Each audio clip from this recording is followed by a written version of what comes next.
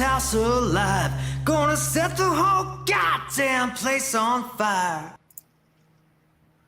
All right, cheers. I just want to start off with a shout out to Small Tubes there. I see your recommendation there. I have heard of King Gizzard and the Lizard Wizard before. I can't honestly say if I've ever listened to them or at least knowingly listened to them before. So I'll give that a go. I'm always looking for something new and awesome to get into. Thank you for that. I don't know. Should we just do a dab frog for Small Tubes right off the bat? That seems like a great idea. Why? And if you want to get dabs dedicated to you, all you have to do is recommend bitchin' tunes to us too. Hell yeah. I don't even think you really have to do that. I think all you got to do is show up, and eventually we're going to be like, you're awesome. You showed up. That's you. Yeah, that's sheer mathematics of it. It'll work out in your favor in the long run. But if you want to recommend bitchin' new tunes for us, it'll probably speed up the process because then you've got my attention. Because I'm like, oh yeah, we're fucking like rock buddies, you know. It definitely doesn't hurt. I think that's a good Slipknot conversation is how we got to talking very, very quickly. So yes, that will. Have you heard the EP they just dropped? Yeah. Honest thoughts. What honest thoughts? I don't like it. No, I'm not a fan. I see, because that was on the first song off their last album, If I Recall. And Adderall, the song is called, and my thoughts were like I needed to take Adderall to stay awake through the song was my complaint. And I think honestly I was overly pissed off about it. Like I'm like, oh my god, what are they doing? And like they ruined the album before it started. But then after you get into it, and it took me I think 3 or 4 songs to get into that album before I realized I was actually listening to good music. But I was so miffed over this first song. Like, how fucking dumb is that? Right? Definitely questionable choices. Yeah. But speaking of music, while we're talking about that now, though, Steel Panther just announced a Canadian tour, and they're coming right nearby me. So I am just beyond stoked about that. Had a buddy from my hometown, Prince George, buddies from Grapple North, some of my adventure pals that I go out with all the time. They're just like, hey, sent me the thing about showing me that. I was like, oh fuck, we've got to make that one happen. That's yeah. Hell yeah. All right. So look who else we got here tonight. We got Dan with us tonight. Woohoo! What's up, Mr. Thunder Dan? What's up? How you doing tonight? I'm chilling. How you? Man, fucking getting ready to get down on this shit. Talking to you motherfuckers. Get into some shit. You know. That's what's up. Let's do it. So, where the fuck did G-Bag go? Fucking off. He ran off. Maybe he had to pee or something like that. He had to tinkle. Yeah. So I had the idea tonight. You guys want to talk about some training, some stuff like that to help, increase yields, get what you want out of the plant according to, what you want out of your goals. So, the idea was here, we've got big plants, we've got small plants. Everybody grows just a little bit different, right? Some people are growing for fucking showy. Some people are growing for medicine. Don't give a fuck, but when it comes down time to it, it's all about training and getting your plant done right. So, we'll just kick it off. Like grow style wise, how do you like to grow? You know what I mean? Like we've seen Cariboo. You're kind of like a small to medium plant, kind of all over the place. Yours is a fairly compact and trimmed up pretty well for your setting. It seems. Yeah, I find if I can get a plant that wants to be, say, 2 feet tall and is just a solid bush spread out, short and just fat and bushy, that's typically kind of my ideal. What I'm aiming for right now. But what happens when all your plants aren't necessarily growing to that shape because you just got longer, lankier genetics that grow a lot faster? I've said a few times, like I'm a tent grower, so I want stuff that's easier to control in a tent environment, which leads to smaller. But I'm also starting to lean more in the kind of what we would typically call indica or northern varietals, where they're more likely to hit you a little bit harder and have the kind of a sedative and pain relieving effects on the body. And those coincidentally oftentimes seem to be shorter, squatter kind of plants that tend to lean to my grow style right there. Okay. Giving the best speech of your life on me. Yeah. Oh yeah. Hey, I was on mute. God damn it.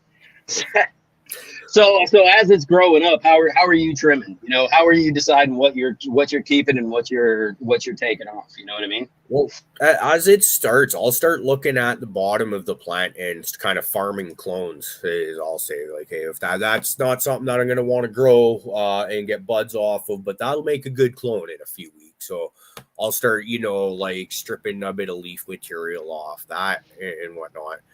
And then what I like to do, if possible, is if you can get your apical meristem up there, and you got, say, 3 to depending, and I've done as much as like 7 nodes down and cut it, and then you get that kind of V crotch going on in there. You guys are getting aggressive. It's Dan. It's getting real fucking aggressive down there. It's getting me all fucking excited. I'm just you got to talking about that that main stem, and I'm like, pop that motherfucker. Do it. Yeah. Break them necks. Fucking do what you gotta do. Because when I find that when I prune deep down and to get that V going on, that inside this whole V area in here, everything that was down low, you'll start fucking growing other fucking stems and stuff out of there, which eventually kind of flattens out your canopy a little bit like that. But it's like I said, now that I'm starting that, but I have a lot of taller stuff. So I'm looking for more scrog, but scrog doesn't work in my setting because I would need to scrog out each individual pot because I would love to see you try to do that, right? What are you going to put a net around your furnace and shit, like through the fucking the freezer and man. The sheer geometry of it is mind-boggling, and I don't think I could even comprehend. It would just the swearing and the cursing, and the stuff would get broken. You could do it with bamboo and twist ties, and make your own custom hard top. You put it on like a hinge on the wall, so that you just raise and lower it like every cycle and shit.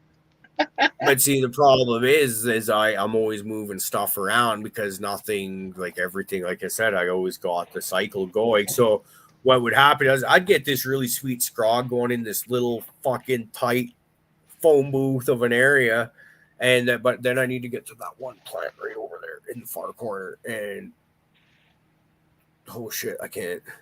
I'd probably like break ribs and dislocate shoulders just trying to water stuff. I think so. It's in that situation, it's not good. So like once again, we're kind of getting into. Right. I found something that can work on certain styles of plants for my grow situation, but when they get bigger and out of control, with some other stuff we can do. But then also, that's just me in my grow situation. What about other people that have the ability to do full tables worth of scroggings? Or do you have a watering one? Do you have a watering wand? Watering wand. We can't all be fancy like you, Harry Potter. Dude, you just go to your box store and they got them outside for like $12, and they got a little diffuser head on them that unscrews. You just unscrew the diffuser head, chunk that piece of shit, and just use the wand. It's like 2 foot. If I start running hoses from the fucking tap and into my bedroom, do you know how fast my old lady will cut my fucking balls off? Why? It would be awesome. Because I'm running a hose into the bathroom, into the bedroom. I will flood something or spray something. Hold up. And you with your can, your little watering can. What watering can? It's a water jug. A 2-liter juice jug. From the dollar store. It's pretty bitchin'. I've had it for a few years now. 2 liter. I mean, you got to think, man. Caribou was trying to open kombucha one day and blew his whole kitchen up. You got to think, what would your thoughts be when you saw his ass walking with a hose into the bedroom? right? It's got bad news written all over it. I would over just be like, look, check this out. New watering way. We're just going to screw this piece to the faucet. We're going to screw that to a hose, and then it will run upstairs, and I can water, done. And then I can come back downstairs, cut off the water, right? And then the hose is cut off. Let's put this to her. What? Listen, Thunder Dad, please explain to her what you would like me to do. Oh, Yep. See, now Oh, you got her interest. she's listening. Come on, Dad. Come on, So- sell this shit. I don't know how I can sell it now. I feel like it's now doomed you're from scared the get-go. too. You know what I'm saying? I mean, It's she's the look, looking at I me can- like she looks at you. Well, I was just trying to make watering easier. They have a device that screws to the faucet, and then that screws to a hose, and then that could water, and then it could What be was the device unscrewed. you wanted me to use to water with afterwards? We hooked it up to the It was hose. the watering wand. The wand, it has a cut off Yeah. on it. Yeah, it's a 2-foot wand, so you can reach to the back. So is Caribou I was allowed? right. Is Caribou allowed to take a hose from the sink to the bedroom to water his plants? That's what we're trying to figure out. It has Why a would cut you off want to on do it. that? Our water's chlorinated and it's disgusting. Oh, That's a better It makes answer to good that. sense. So It no. makes good sense. she dropped the mic on your ass and fucking rolled. It makes good sense. I didn't see that shit coming, guys. I'm smart.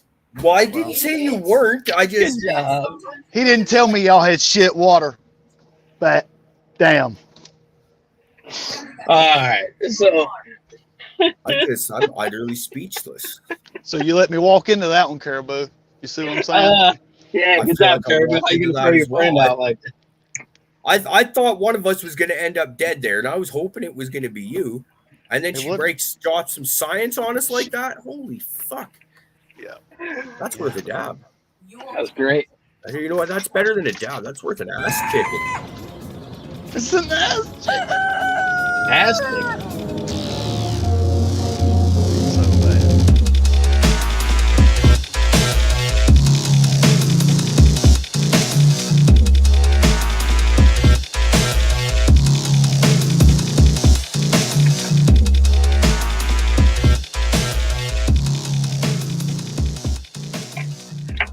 You know what, Caribou? Honestly, the way she came in and dropped it like that, I'm giving her the fucking golden dildo this evening.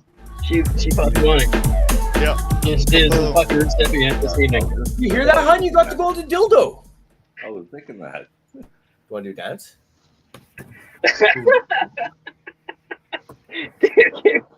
Look, he looks so excited for her. I don't feel like he's seeing the excitement that she should have. She says, Oh, well. Well, you know, you gave it your I best, need buddy. booty implants. No, you just need to do a few more squats. Oh, I do squats. No. Kirby said, "Oh, I got squat now." All right. So back when it comes down time to it, like you know, the difference between kind of bending and moving your plant, say putting it in where you want, using fancy little clips, or doing pruning. Well, you know, where's everybody set on that, or what do you prefer? And you know, do you end up just doing a lot of all of it? Because that's what I end up doing, right? You just got to fucking trim a little here, move a little there, tuck a little over there. You know, it's all about moving the fucking plant and kind of just getting that nice, you know, we're running rooms, right? Or tents or whatever.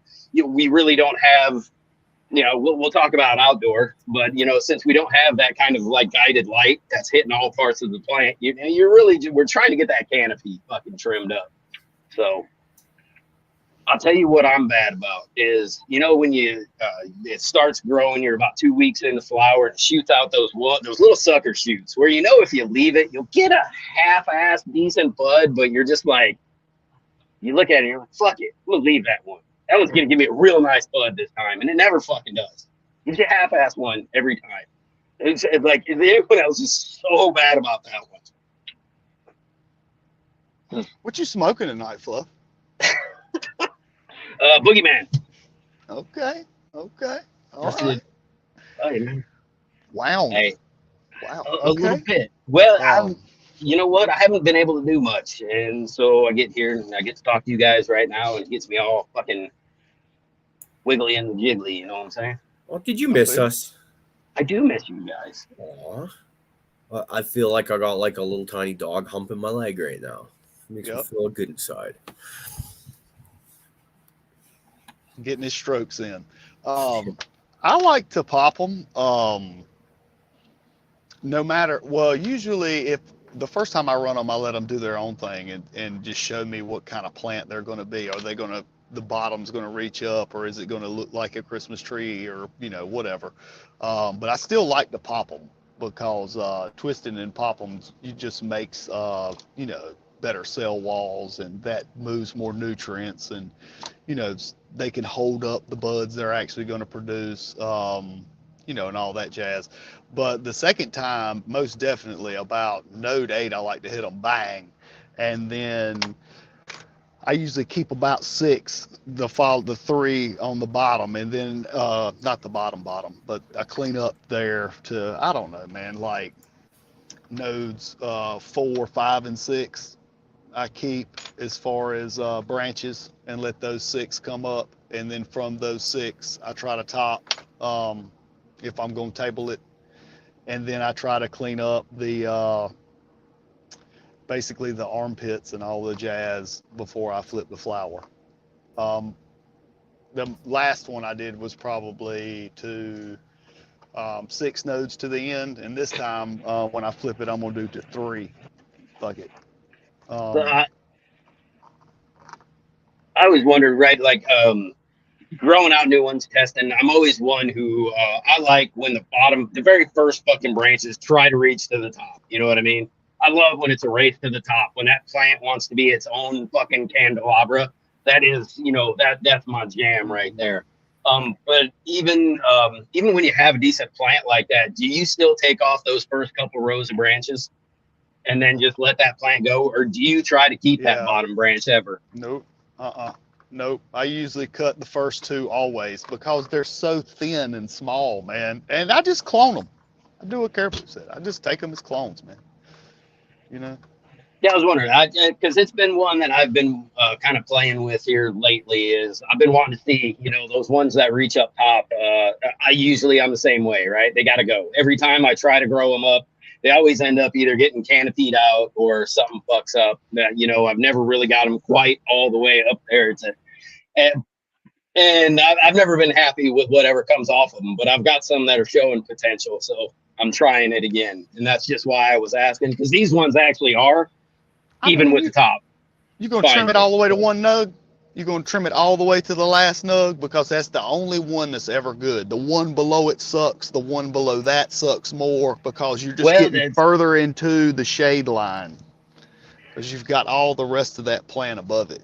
I just fucking kill it, man, and then try to come out with like 6 and then bring them up and then clean that shit out and then let them bang from the top. It just depends. Now this is my personal smoke, so, you know, of course I want it to, I'll smoke the larf. I don't give a shit, but at the same time, it takes a lot of larf to roll a joint.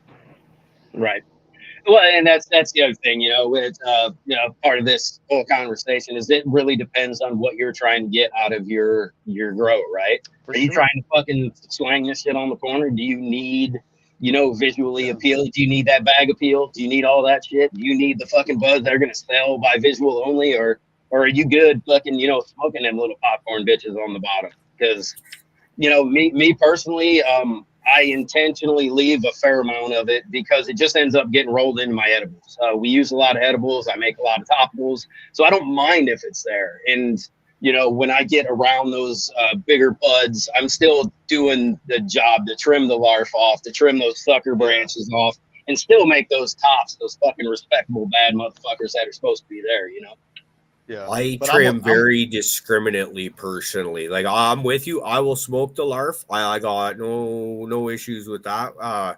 But what I hate is trimming the larf and taking the time to go through for like what amounts to piss off when you could take what is really a good bud. It's just not much substance to it, and add that to your edibles or whatever, topicals and stuff like that. And that's where I find the value there. So it's like, well, like, because to me, it's like I said, it's perfectly good bud. There's nothing wrong with it. It's, you know, it just takes a bit longer for, is it worth it? And it's like, no, I could just fucking kind of throw that whole branch into that pile there and be done with it now, or I could take 5 minutes and tweedle about it. It's I'm not a very patient person. Probably has something to do with it as well. Well, I don't do the best trim. I mean, most people know that about me. It's gonna come at you like 1972, but I mean, just pick that shit off and flick it away, man. But Yep. if I'm growing trichomes, why am I cutting off leaves that have trichomes on them? I mean, I'm not growing plant matter. I'm growing the shit on the plant matter, right? So in my mind, when you do the super tight trim and you've got all this material that you can go now and make edibles with, that you could have smoked that too. The grinder does not, care what hits it, like waka waka waka, and it, it doesn't even look like what it once did. So I don't get hung up on that shit, but I'm not a trimmer either, so don't hold me to it. That's that's another thing for me is I say all the time, like trimming is my absolute least favorite part of this entire process, and I For sure. generally leave it there hoping that the girlfriend will trim for me. More often than not, she will. But sometimes it does get left too late. So there's that'll happen too when you're just kind of hoping someone will take care of it for you. And when I'm doing it, like I said, I'll get the worst of it off. And Yeah. that's about it. The appearances, I don't, Do you have a there's no dedicated market drying value space? in my weed. Say again? Do you have a dedicated drying space? No, and I really wish I did. This is where my thing is, where I am just the only place that kind of makes sense is right beside my front door. And that's just not. It's a hell of an entrance when you go to Caribou's. You know what I'm saying? Yeah. It's fucking God Yeah. damn. Well, All right. but because I've got a perfect tent for it. I've got one of those 20 by 36 inch AC Infinity tents. And it's good for doing a little small thing here or there, but fuck, it would be a perfect dedicated dry place if I could find a spot for it. And what I could do if I really wanted to get into it is to put it up high somewhere. But it's still, you have to have a shelf or something to put it up high on top of, which is I don't have. But there's options because I do like that idea. And then from there do the there's the ink birds or whatever if you want, your dehume or whatever you need to, and you're set. Because then I would be man, I'd become such a lazy prick. I wouldn't even trim, I wouldn't jar nothing. Everything would just live in that tent, and I would pull buds as needed and just smoke them like that. I could see that happening. It makes trimming easier. But that's as long as I've been a grower. That's been one of the biggest problems with getting a proper cure on is that it's not very much for humidity. So oftentimes like the whole, it's still too wet to the, it's getting it too dry. We got to bury this in the jar right now. That could be a matter of 3 hours. And you were at work that day type stuff. So it's hard. It would be that is literally exactly what I need. It's just, and I make excuses is what I do. Because excuses are for losers. So there is one more option, but it does require your pocketbook. I have one of those, but it's very small. And that's the Canatrol.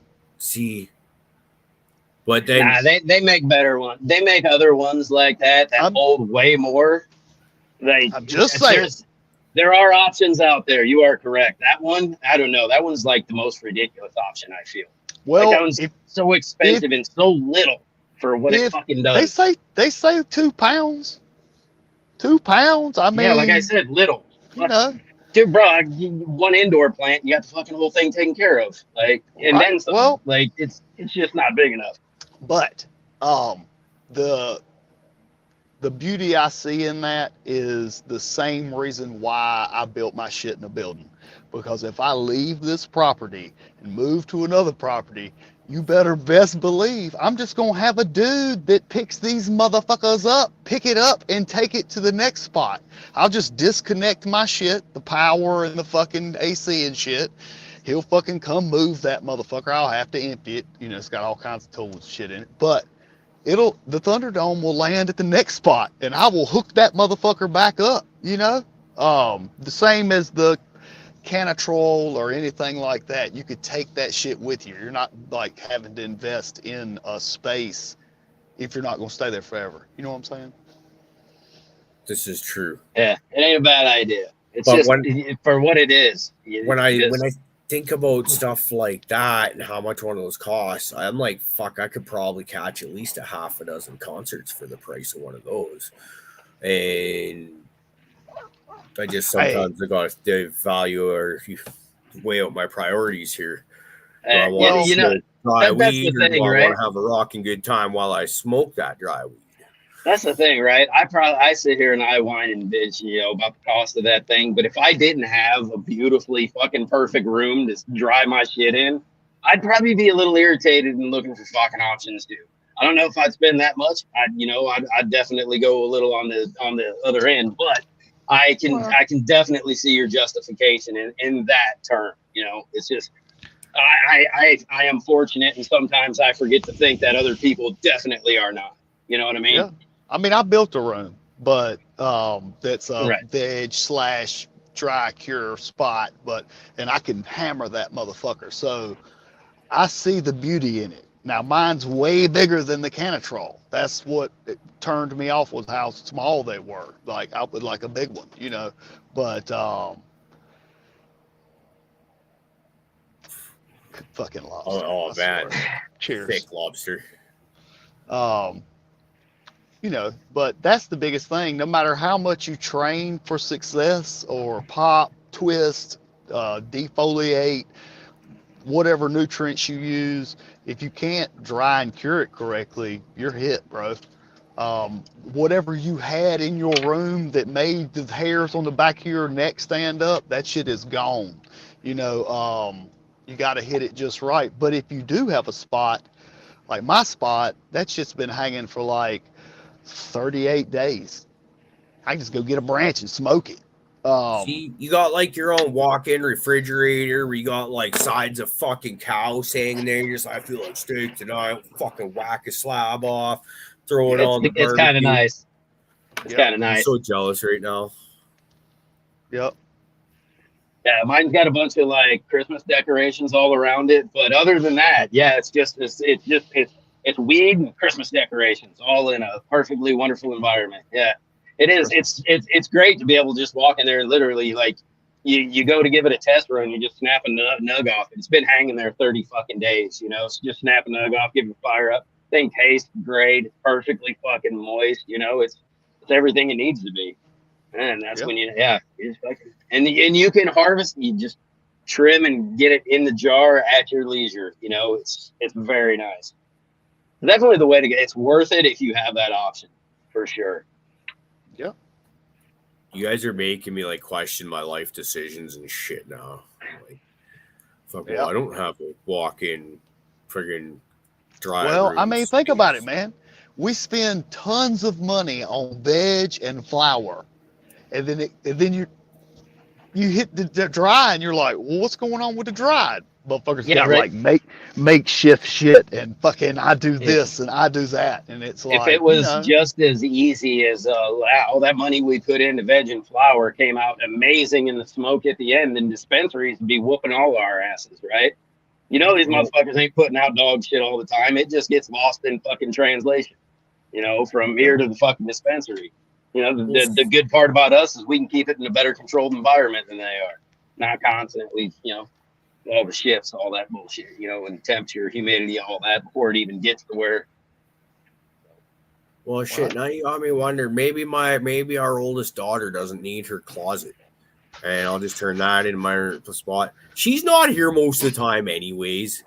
She won't even notice. As far as I know, she's not smoking the shit yet. So you know, that's another plus size. When she is home, she'll just be like, oh, fuck that shit. And just, I don't know. And honestly, the last time I opened that door, it looked like you had about 8 fucking bombs went off there simultaneous. So there's a good chance she wouldn't even fucking notice. Hide it over here in the corner. Yeah, break the exactly. clothes off of it, flip the top. Yeah, Dude, you could I could probably hang plants right from her like curtain rod or something like that, and she'd Yeah. be in there. That place is so effed up because I don't know, man. No, I don't remember being that much of a slob when I was a teenager. Is this a teenage girl thing specifically, or but it's fucked. I'm scared because there's girl stuff on the floor, right? And you're just like, oh, I don't even know what that is. Yeah, I Yeah. feel you, man. I live in girl land. I'm glad I don't have to. I don't, and it's a wonderful feeling. I didn't There's grow no- up like that, but yeah, that's where I'm stuck at. Yeah, that's where I'm at. It's freaking, I'm the only dude that lives here. The fucking only other dude, my dog, freaking had to kick the bucket. Now it's just, I'm stranded. You got the freaking cat that doesn't like me, I'm pretty sure, most of the time. Trying to sleep on the couch, you know, you wake up like at like freaking midnight and you're just like, oh, I gotta work in like 6 hours. Maybe if I will try and fall asleep on the couch and you do that, right? Wake up to the cat, like that little shit, she'll go like her food bowl's right there. She'll go grab food out of there and then go eat that right in front of the couch, about like 2 feet from my head. And just she hears it soft little crunch, crunch, crunch, crunch. And I wake up. Like, is that? And Fucking sure threats, you hear bro. the scatter on the floor. Yeah, she was within petting distance for sure. Good times. Cheers to the cat. Well, damn, I wish fucking G-Bay was going to fucking hang in there tonight because I was going to want to get into talking about trimming for the outdoors too. Because that's a whole different game, man. Cleaning them bitches up for outdoor is nowhere near the same, right? I'd be kind of interested in seeing how many layers of trellis he'll have in by the time he's done at the end of the year. Like 2, 3, possibly more. Because if he's looking to bend everything out and fill all that in evenly, it's this, you know, one of those things I wonder about. It'd be cool to see. Always a fan of watching his garden grow. Yeah, I think I'm gonna fucking kind of just prune mine to the point where I don't need to trellis it. I don't need, I'm just gonna kind of get my big fucking couple hand grenades off of it. This was a plant that never really was supposed to come into fruition anyway. So now it's big and beautiful and lovely. I've got to see what it does. So, and I think that's where I'm going to be this year. I'm just not going to try to, pull fucking 5 pounds off this plant or anything, ridiculous, right? If it's a good solid pound of smokable, quality smoke, then I'm going to be happy with it. And I think I'm going to prune to probably do not much more than that, But I know you do a few outside, and usually yours are pretty. You try to keep it pretty tame yourself, also, don't you?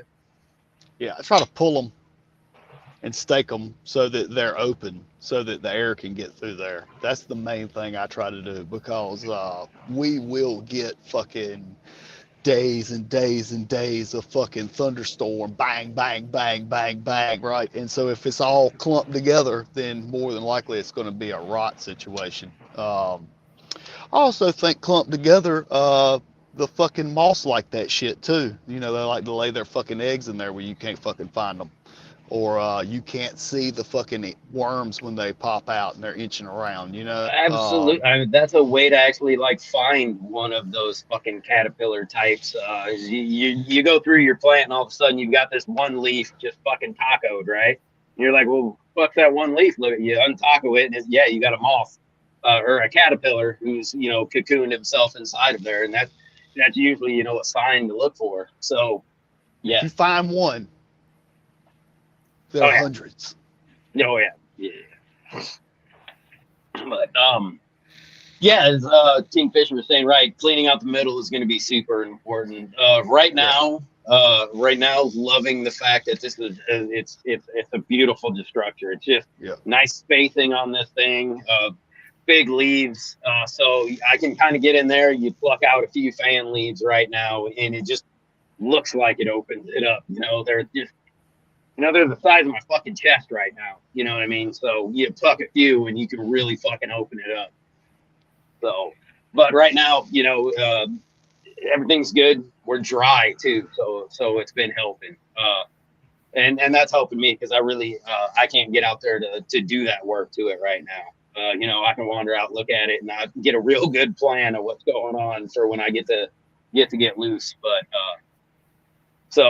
but definitely, I think right. I think I'm only gonna leave like maybe like 3 fucking nodes per branch, right? Like I'm gonna strip this fucking thing. I don't know about outside, bro. I might would do more, like leave like 5 or 6 because, you know, it's Right. just different, man. It's just different. I take the little lux meter. I go in the room, crank the light on wide open.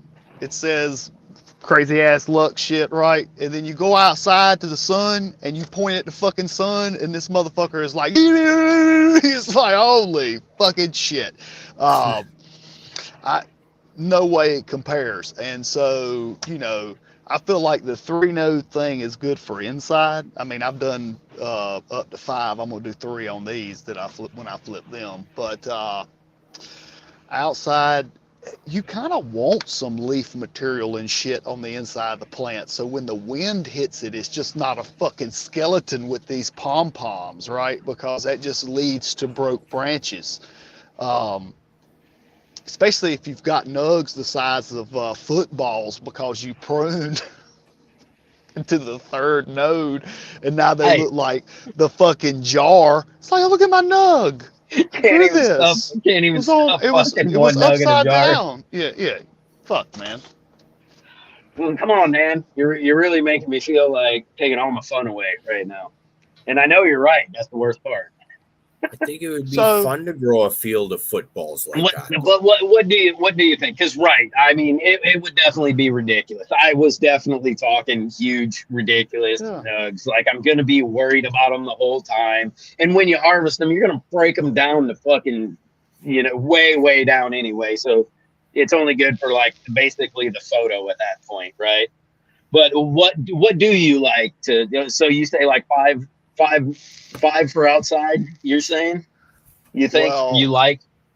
Usually I just try to go, it just depends on how long the arms are. I'm gonna tell you another thing. I don't trim it up before the stretch like I do inside.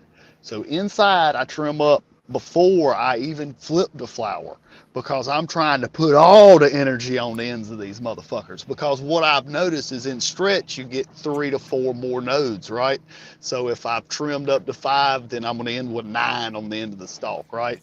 And if I did 3, then, you know, I would get 6. And it would just, you know, just playing with the bud average then and what kind of material you're making on the end of the bud. But outside, I don't do that because I've had a 14-foot tall plant and it make you think, oh my God. And then you try to harvest one of them motherfuckers, you chopping a fucking tree down.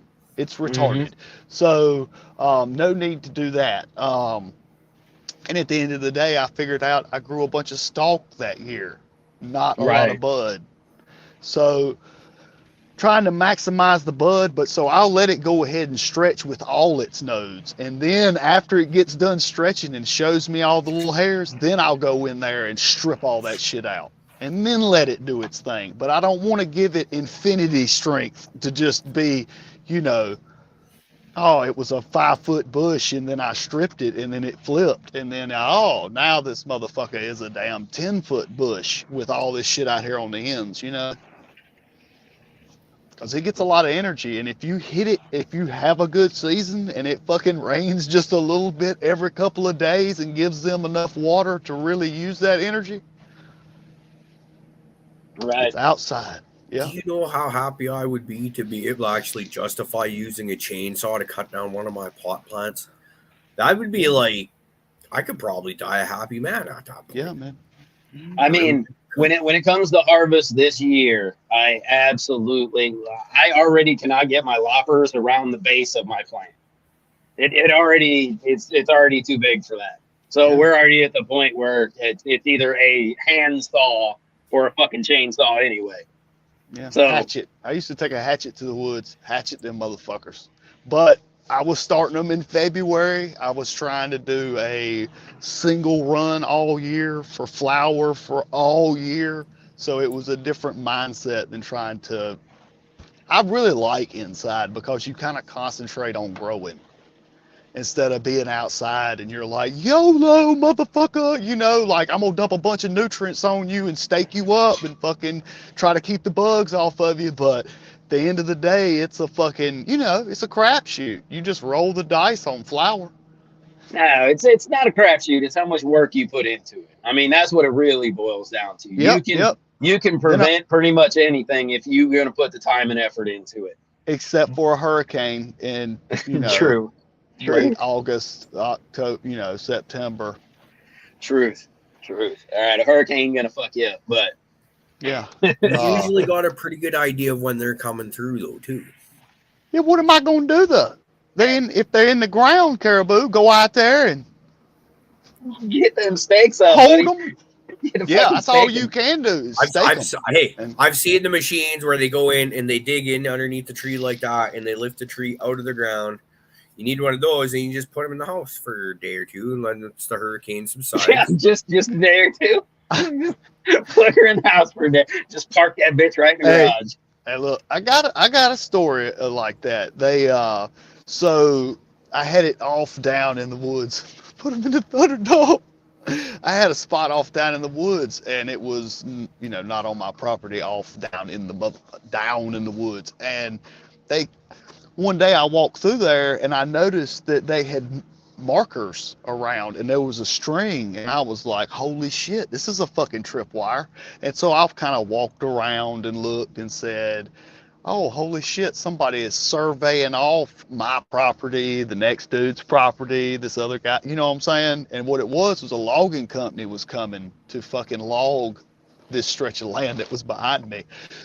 So I run up to the house, I grab these black contractor trash bags and my shovel, run down to my grove, dig these plants up, stick them in the trash bags, run them the fuck back up the hill, because if you're going to take them, you're going to take them from me with my fucking pit bull. You know what I'm saying? Planted them back in my yard. Fuck it. You know what I'm saying? My shit. And do you know how angry these plants were? I can imagine. They were angry, bro. Angry. They had root balls that were, you know, massive root balls. They came, they logged.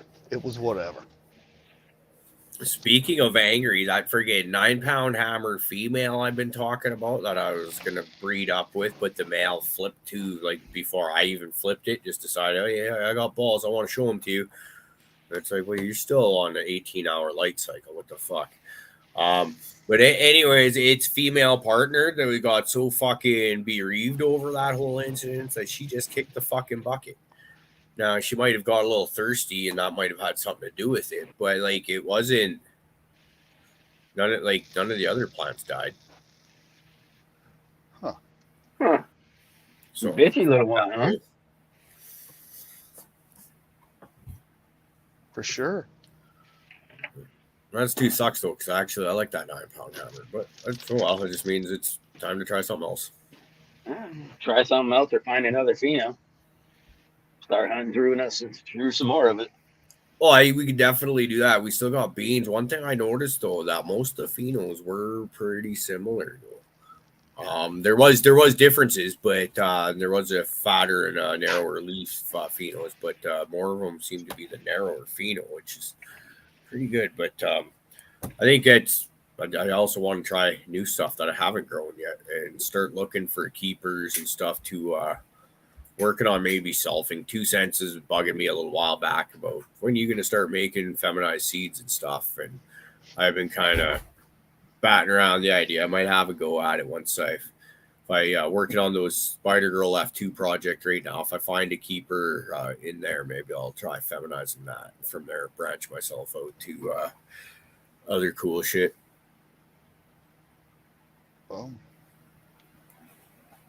Yes, I gotta get one of these days, probably this weekend. I gotta get my son to unbury my soil for me so I can fill up some cups so I can get my Spider Girl started.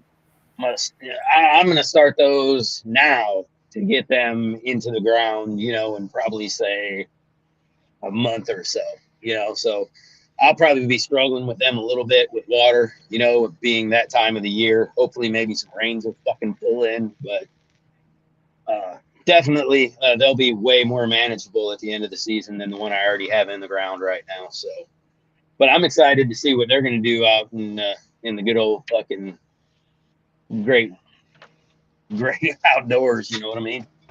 I've been loving what I've seen. Like you motherfucking Oz posts and shit. It's a beautiful plant. It does what it wants. You know, it does what I want it to. So. Oh, they fucking love outside, bro.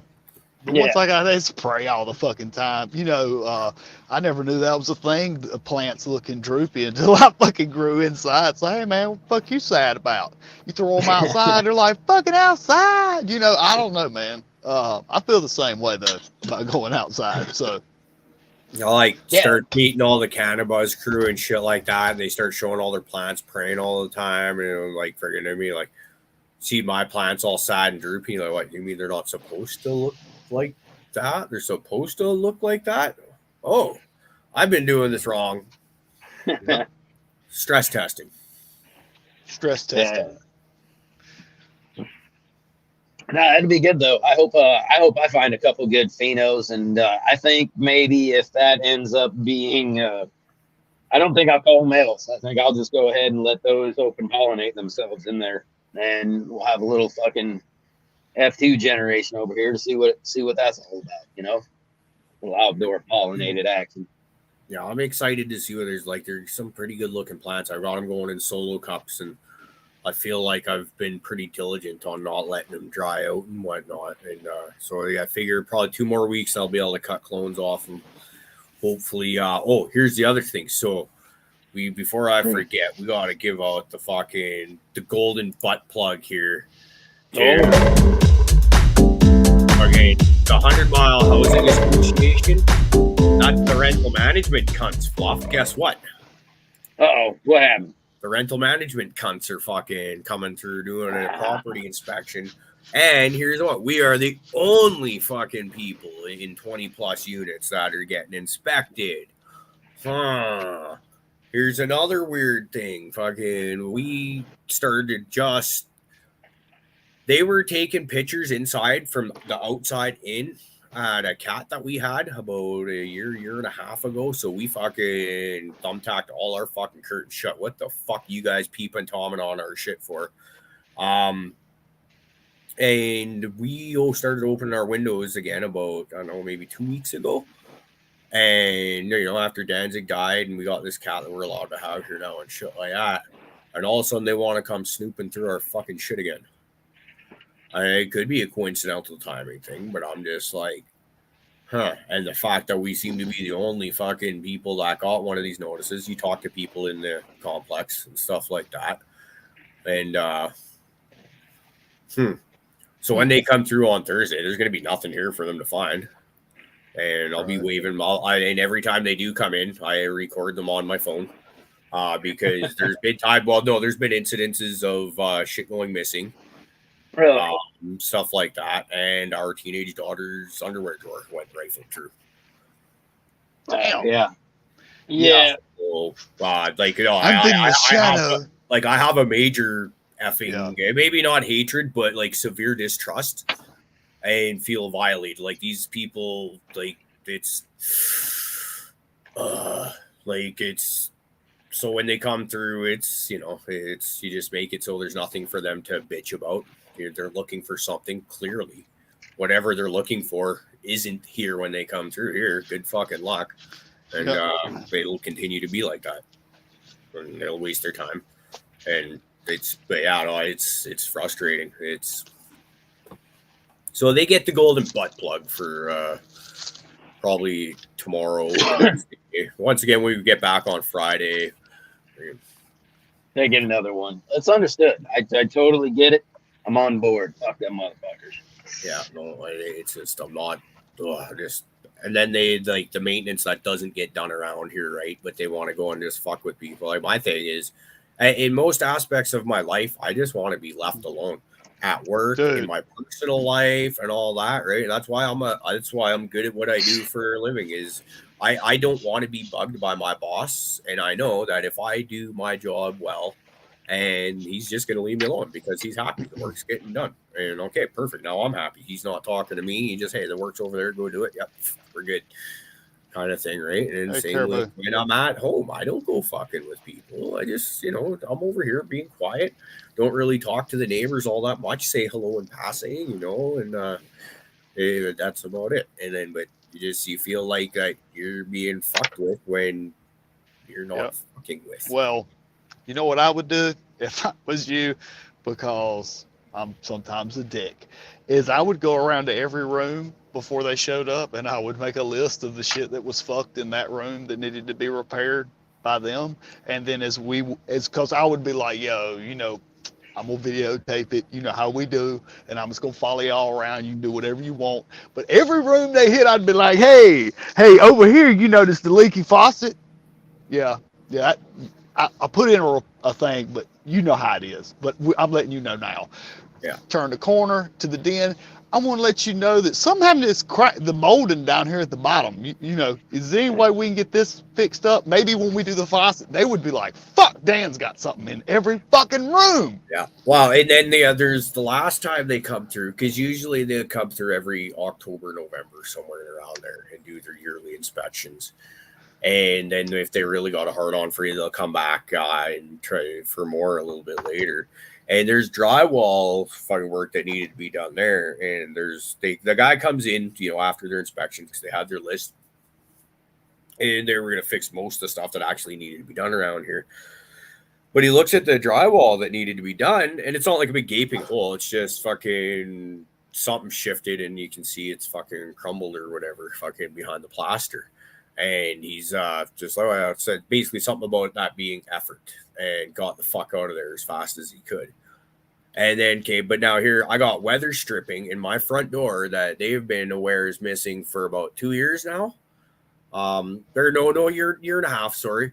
When they come in, and this is when I was really having issues with them, when it was like every 2 weeks they were looking for an excuse to come in through here.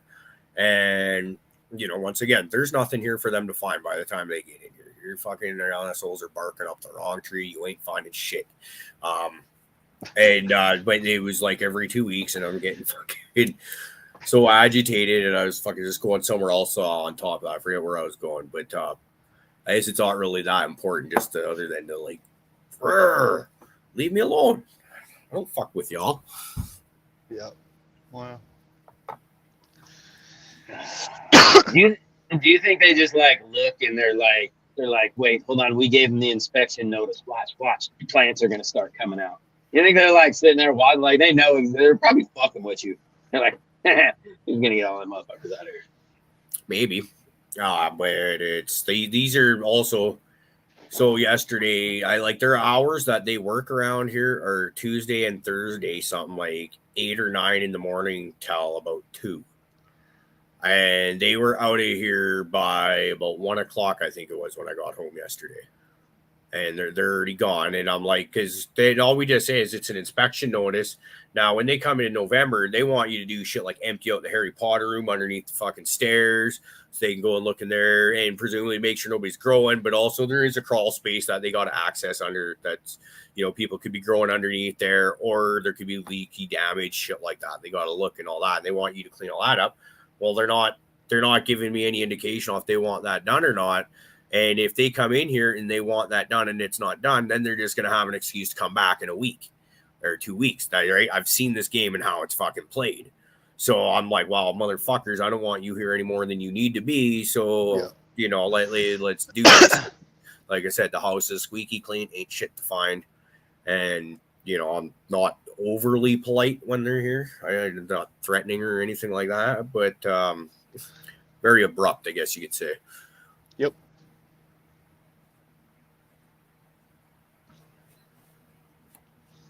Fun. Well, See, that's another thing, man. It kind of makes it hard to like set up your fucking shit to do anything fun with, right? Because they're fucking coming, and you gotta move your shit. So you can't lock them down. You can't really fucking give them a good training, unless unless basically it's tied to the pot. You Yep. know, I mean, but Yeah. But this is one of the fun things I found is you can fucking hide plants in plain sight and they don't even fucking know it. All you need is like, so like if you got your plant pot or whatever, like I'd say 3 gallon, 5 gallon big or whatever, you can throw a tomato cage on top of that and then a garbage bag. All of a sudden you got something that could be like a camping foamy or something like that in there, right? Sitting there right in front of them. They're fucking walking through looking at fucking, you know, they're within 3 feet of pot plants, don't even fucking realize it. And it's just as long as you get the stinky ones out that are going to attract attention on sight unseen. I had fun with it the one time. Yeah, man. It's my Jamaican corn. Yeah. Yeah. thought they were Jamaican tomatoes. Hang some fucking Christmas ornaments on them. My fucking tomato plants. What they fucking sold them to me as. Eat one of them red ones. I've got one of the shit that I bred that really does have a really good fucking triangle growth as it's going up. I've been thinking that I might actually try to get that bitch flowered out and do the whole Christmas tree looking thing this year just for some pictures. You know that you just reminded me. That's one that we didn't do last year because for whatever timing purposes, it didn't work out. But we try to do one every year. And as long as I've been growing, we try to have at least one plant that just you time it right. So it's about 8 to 10 weeks into bloom, Christmas Day kind of thing. And I guess I should probably start thinking about that. We're going to think about that this year. Mary Boof mystery. Fuck yeah. Yeah. Binder clips. Binder clips are a great way. So that's a good. So with the training that you do have available, do you do much of like the tying down like with your pots like that? You know, so that you can kind of tie down those branches, make them curl up. I used to do an insane amount of that back when I first started, and I intend to get back to that now because I've started fucking around, taking more time. So my favorite thing was when I started, I'd grow in 3 or 5 gallon pots for the first few years because it's just, I don't know, it was what it is. And I would drill holes all the way around in the rim of the plant pot and then use pipe cleaners because for some reason I was thinking, well, fuzzy handcuffs, maybe the plants will like that better than something rough on them, right? I try to be nice to my ladies. And so so bending them over and tying them down with pipe cleaners, I find was really, really well. You start growing bigger plants and it's a little bit harder, but when you start doing your main lining and you get them out to at least the edge of the pot and then you tie it down, and then from there they can start going up, and then you get all this in here area starting to fucking do the same thing. You know, it's the difference of 1 to all of a sudden now that you've pruned it, topped it, and let all the sides grow out and stuff like that. Now you got like 8 tops. It's like, wow. I remember my Chem Dog Afghani, the F2s when I grew those out. Or no, maybe it was F1. So I just remember it was that line. I had buds in there. It was like a candelabra, one of those. That's what they are, right? The Jewish candle holders. I don't mean to be disrespectful if I fucked that up. But you know, it looked like that with these like giant fucking buds that were like the size of that fucking torch friggin' bottle there.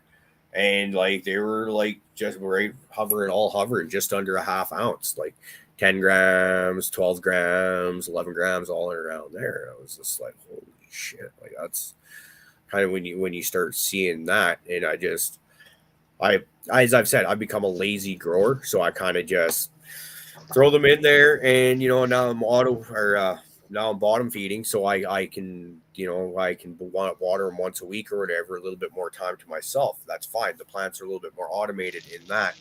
But as I've said a few weeks ago, I'm trying to dial my shit back in. I need more return on my investment, which means I need to start spending more time and fucking with my training on my plants and to start getting those returns on it because it's all about the work that you put in. And that's one of the reasons, like I was saying, one of the last times you were on, Dan, we were talking, you're asking me about why I was doing whatever it was. And it's, the returns are lacking and I know I can do better. So it's let's go back to the very first methods of growing that I ever tried doing. I was turning stuff into scrog. Yeah, man. Absolutely. Popping, cracking, doing some chiropractics. Because I remember like my very first sour diesel purple kush that I was growing, trying to take turn that into a scrog system. Now imagine doing that when you're growing under a bank of, I think it was 3 T5 or not even LED, 3 T5 fluorescent lights, and you got these things about 4 inches off your freaking plants, and you're okay. This thing gets up to be about that after a week or two, and then you can fold that down under the next one. And imagine what a slow freaking game that was. That was the very first one I did, and then I learned to refine it, right? The pipe cleaners and the pots. Then you can move stuff around, and that's the move stuff around is where I've got to be able to do it. So that's where I'm going to try and get back to. I might not drill holes in the side of my pots, but you can get those like clips that you use for paperwork, right? Those black and silver clippy things. Put those on the sides, and then run your pipe cleaners through the little handles on those, stuff like that.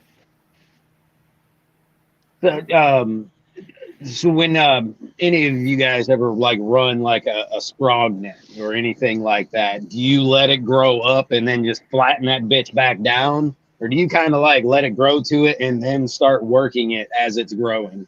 Because that's always been my preference.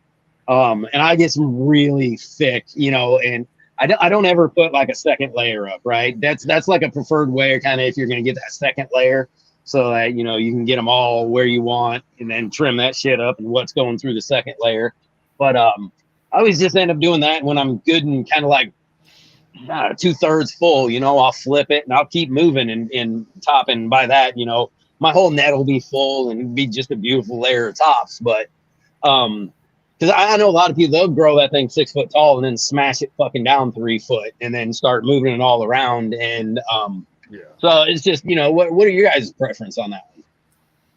I find that's a little too aggressive. I will let, I don't know, I kind of a little bit of both. I'll let it grow up and in, and I do like to get, like, as soon as something's like big enough to be able to fold back under, I won't do it quite then. I like to get a little bit taller than that, I guess. So I'm a weird in betweener, I guess. I like to, if I'm going to do a scrog, I'm going to grow to it. And then, so already be, picking branches and knowing kind of where things are going. And then probably prune instead of the bend. Every time I've ever bent, man, that shit's fucking acting crazy. Or the little nodes coming off the sides didn't make it up to where, the actual branches that I had placed, as they just blew through there. I don't know. It just becomes more pruning at the end of the day. I really hate scrog. I probably like, let them grow up to be 3 foot tall and then top these motherfuckers, and then prune them out.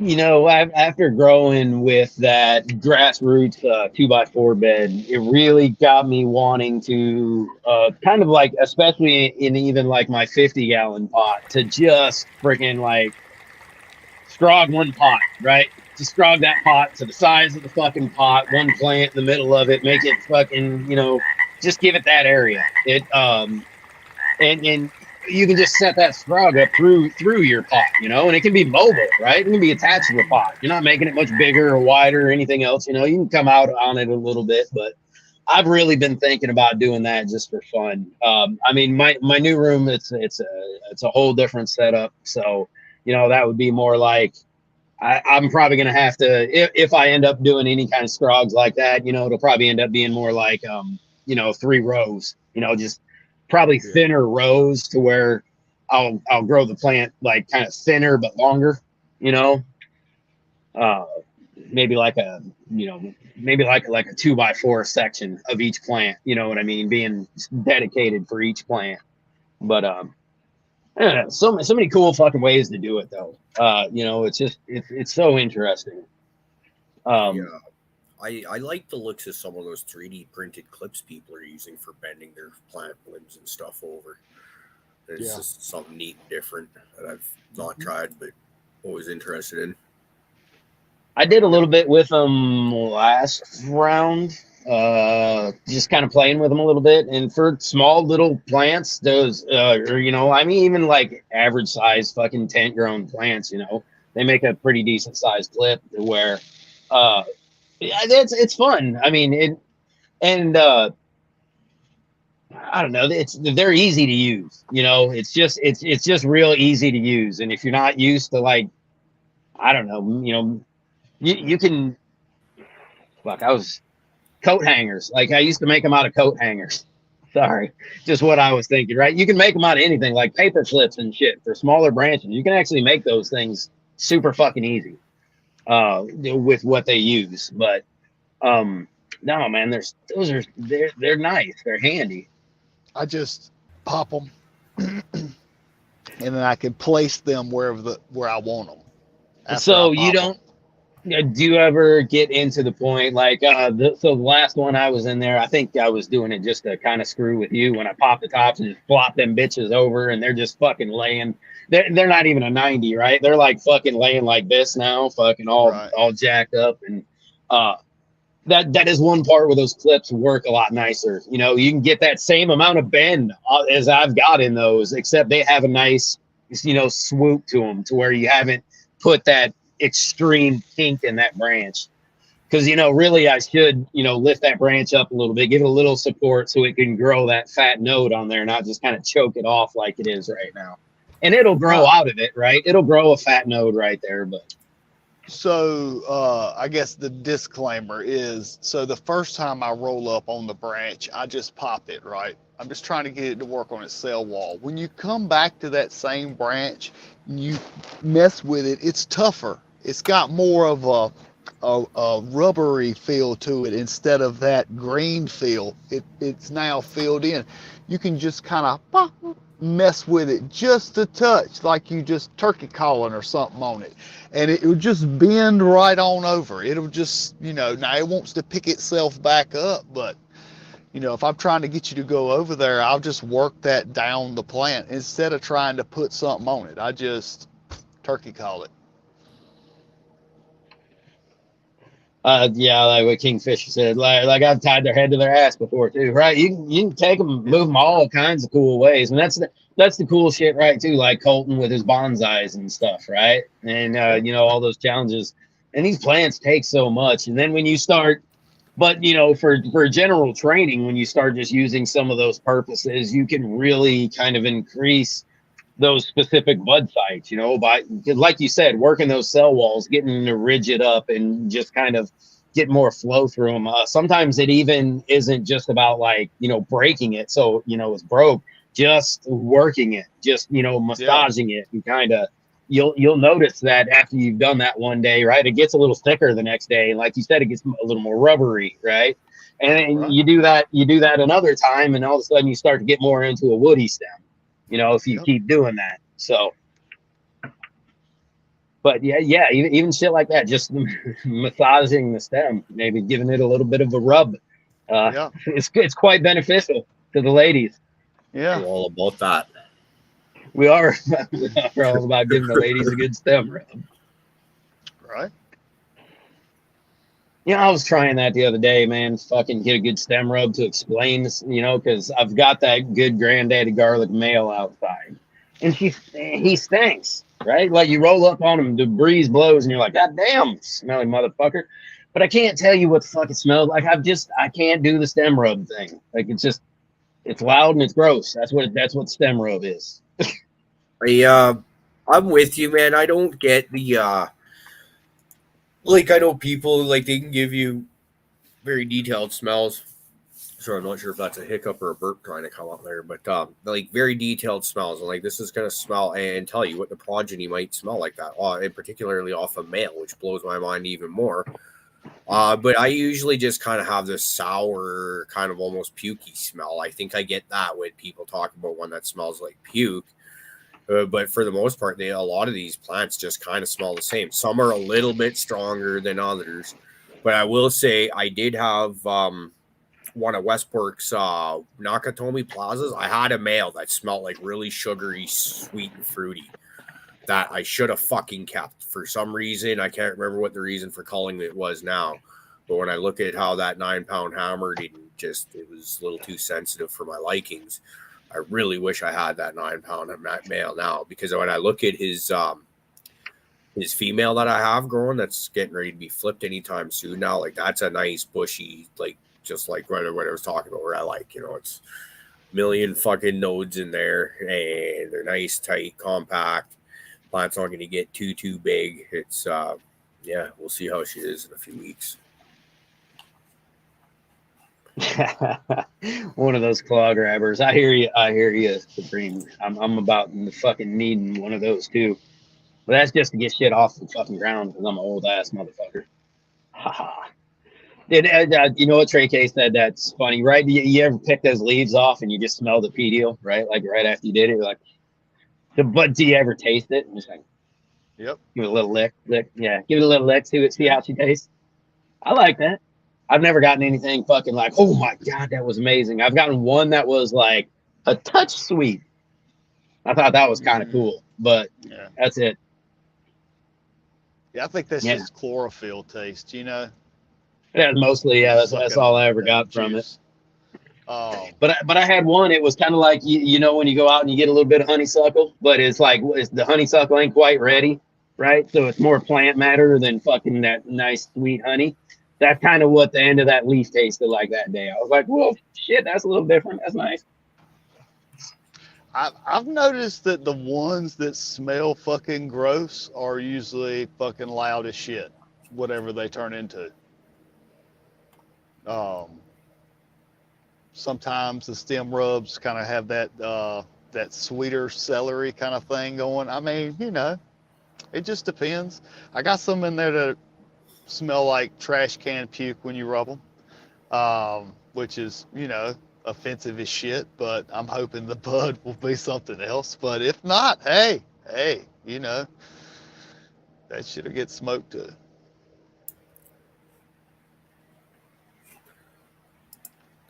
All this stem rubs, chat's getting all excited. Oh, I bet. Great to see y'all in there hanging out with us, chat. A solid crew in there.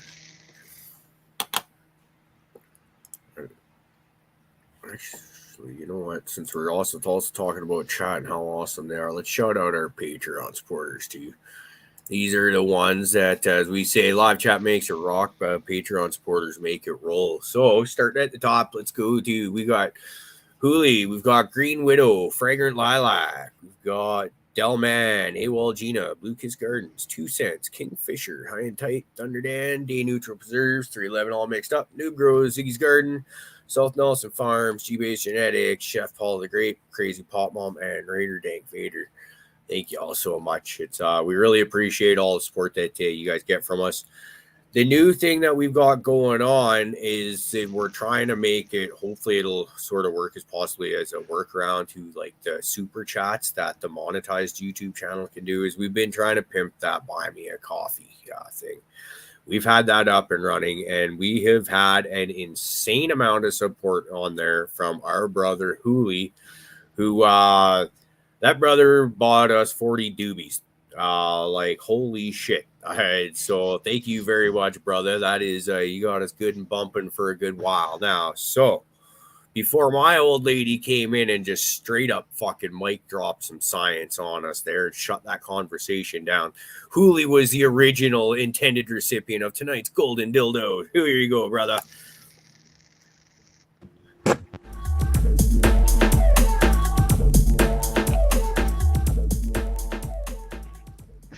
That's awesome. Thank you, Hooli. We do appreciate that, brother. And also, hey, man, we don't have to, we can give away more than one golden dildo tonight. I mean, that's 2. We can go for a 3rd. Dan, do you have anybody who just is really deserving of a golden dildo this evening? We're like Oprah up in this bitch. No. Just giving golden dildos to everybody. And you get a dildo. Dude, I'm still trying to slowly convince my old lady, because she does a lot of, I don't know if it's knitting or crochet. Only trying to convince her of what? Hold on. Well, you can't. Well, no, I want her to knit or crochet a golden dildo of sorts, so a phallic thingy. And we'll start sending those in the mail to people because it'll be freaking amazing. Dude, whatever did Okay. happen to the one that was making its rounds? I think there was a pair of underwear and a dildo that was making its rounds. Whatever happened to that? Was there The fuck- actually a dildo that got sent around? I thought I heard a rumor about that. It was never positive. But I remember, I thought. I know it at least went to his Florida. undies over to Rod's, and then the train stopped there. Rod's wanted Prophet's undies for himself. He stole them, and then he split. We haven't seen that dude around in a long time. That's true. Y'all sent him a dildo. What the fuck did you think was gonna happen? Well, we wanted to be friends. That's true, right? He thought it was great. He loved it. Canadians. The knitted Kingfisher. Thank you. See, Finger this is puppet. the power of community right here. Definitely. Is that a 2-finger or a 1? Oh, dude, we These go are the for real shocker questions. puppets. Shocker puppets. Yo. Shocker puppet. Wait, so would a shocker puppet be like one of those weird like 2-dick fucking things?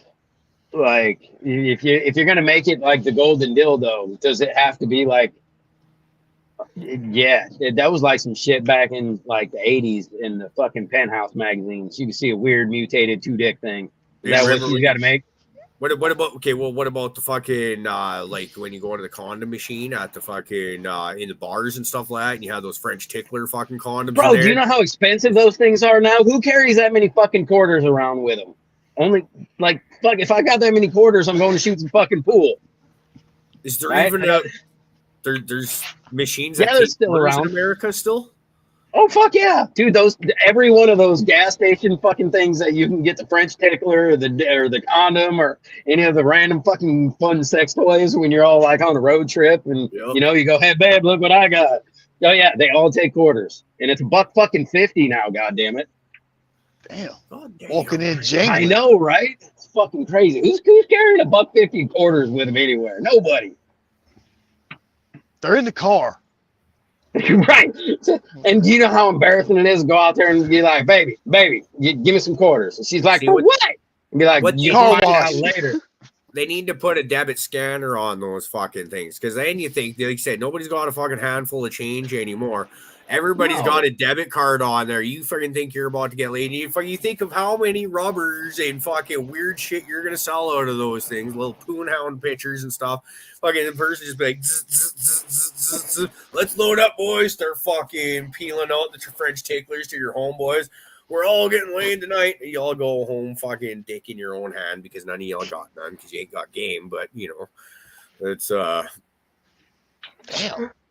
That Maybe is that's weird. that's what we need to do for our fucking seed packs. We'll give out fucking Cariboo Hart condoms to go with them. is that a thing? Yeah. Is that I possible to be a think we thing? can make that a thing. I think we can make that a thing. Dude, could we get like the female condoms too? Because we are a his and hers loving group around here. Because those things are like massive. You got like condoms that'll fit like your average person. You got the magnums, which is like, what the fuck? Because I'll do the Howie Mandel condom over the head thing. I've done that fucking more times than I can count. And then you get into magnums. You're like, I'd have to like put that thing on and then like tie a knot, kind of like a balloon, how you do that, just to keep that thing tight on there. And then you think of like the female condoms, where those things are like the size of a football. You can throw a football through there without even touching the sides of them. And then they got to somehow stick that up in there. We could do Cariboo Hart those. Yeah, your face right there. I'm so excited. You're yeah, all that right on the end. Coming at you. Fuck yes. We have made it, boys. We have Just arrived. I'm just trying to think. What do you think? Even novelty wise, you might sell 2 of those. I'm just trying to Both figure of out those where. and Caribou's gonna buy fucking both of them. I'm just trying to. You just found me out. I bet I could probably find at least one other person to buy one. Come on now. So we'd sell 3.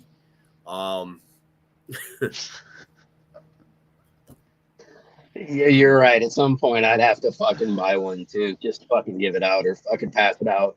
So you're right. We'd buy 3. Oversized ass chicken condoms. This could be a thing. What? Yeah. I got like the ass chicken song playing in my head. I was gonna play the video on here, but it's not on here anymore. I got rid of it already.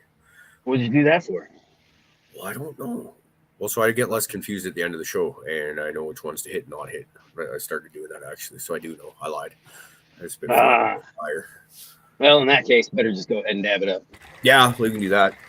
We'll do another dab too. It's gonna get fun, dude. So, well, actually, this leads actually into a really good story that some of y'all have heard about a million times by now. So I get my dabs online from a website that is. It's shattered all over the floor now. One sec. To be continued. Please hold. Okay, we're Okay, waiting. nice. Just wait, hold on. You drop your shatter on your carpet. Now you're fucking dabbing it. I don't have carpet. I have Okay. imitation linoleum or hardwood. Okay. All right. Okay, so anyways, I get my dabs online, and I work with a bunch of dudes, but one young fella. He asked me. We went halfers on an order because he was looking for dabs. Yeah, no problem. And they showed up yesterday. And at about 7 o'clock last night, he shows up. And, you know, as you do when your buddy shows up, you smoke a joint, you do a dab, whatever, is your bullshit and all that. And, hey, man, you want to do a dab? He's like, fuck yeah, I want to do a dab. And I had some dabs lined up. And we're not fucking around here. Like, I'd ran out of dabs a couple days ago. So I hadn't done a dab in about 2 days. And I hadn't done proper dabs in about 4 days. And so I'm fucking Jones in here. And I'm excited. I've already put back just about a gram in the 2-3 hours the dabs have been here. And so I do have some big friggin' lumps, and there's a big gob of shatter there, and then there's a friggin' big, about equally sized friggin' thing of diamonds there. And I heat up his banger bowl for him, hand it to him, and I throw both those in there at once, carb cap him, and he sits there and he takes like fuck a big ooh. Like I was like, oh my god, I would have fucking like died halfway through that. And I remember mentioning it to him, and then his coughing starts, and it's all funny. That's how it is when you do dabs. Yeehaw, it's great. I did the exact same thing after him, and then I died just as much as he did, if not more. Coughing subsides, forgetting a little bit, and he's off. Some cute little chick in the car that I thought he had some honey. We always bug him. He's single and stuff. It turns out I found it later. It was actually his sister, so it wasn't exciting like I thought it was for him. But anyways, he's off on his vacation. I gave him a few clips of some plants. Here you go, bud. Have some fun. Good kid. I love him. And then I proceed to go upstairs, do whatever, fall asleep. And I wake up at about 10 after 9. And at 9:02-ish, I had Facebook Messenger calls from his mom or from him. And then a message from an unknown phone number that says, hi, it's so-and-so. This is, we'll call him Sloth Lettuce's mom. And, what he's all fucked up. What did you give him?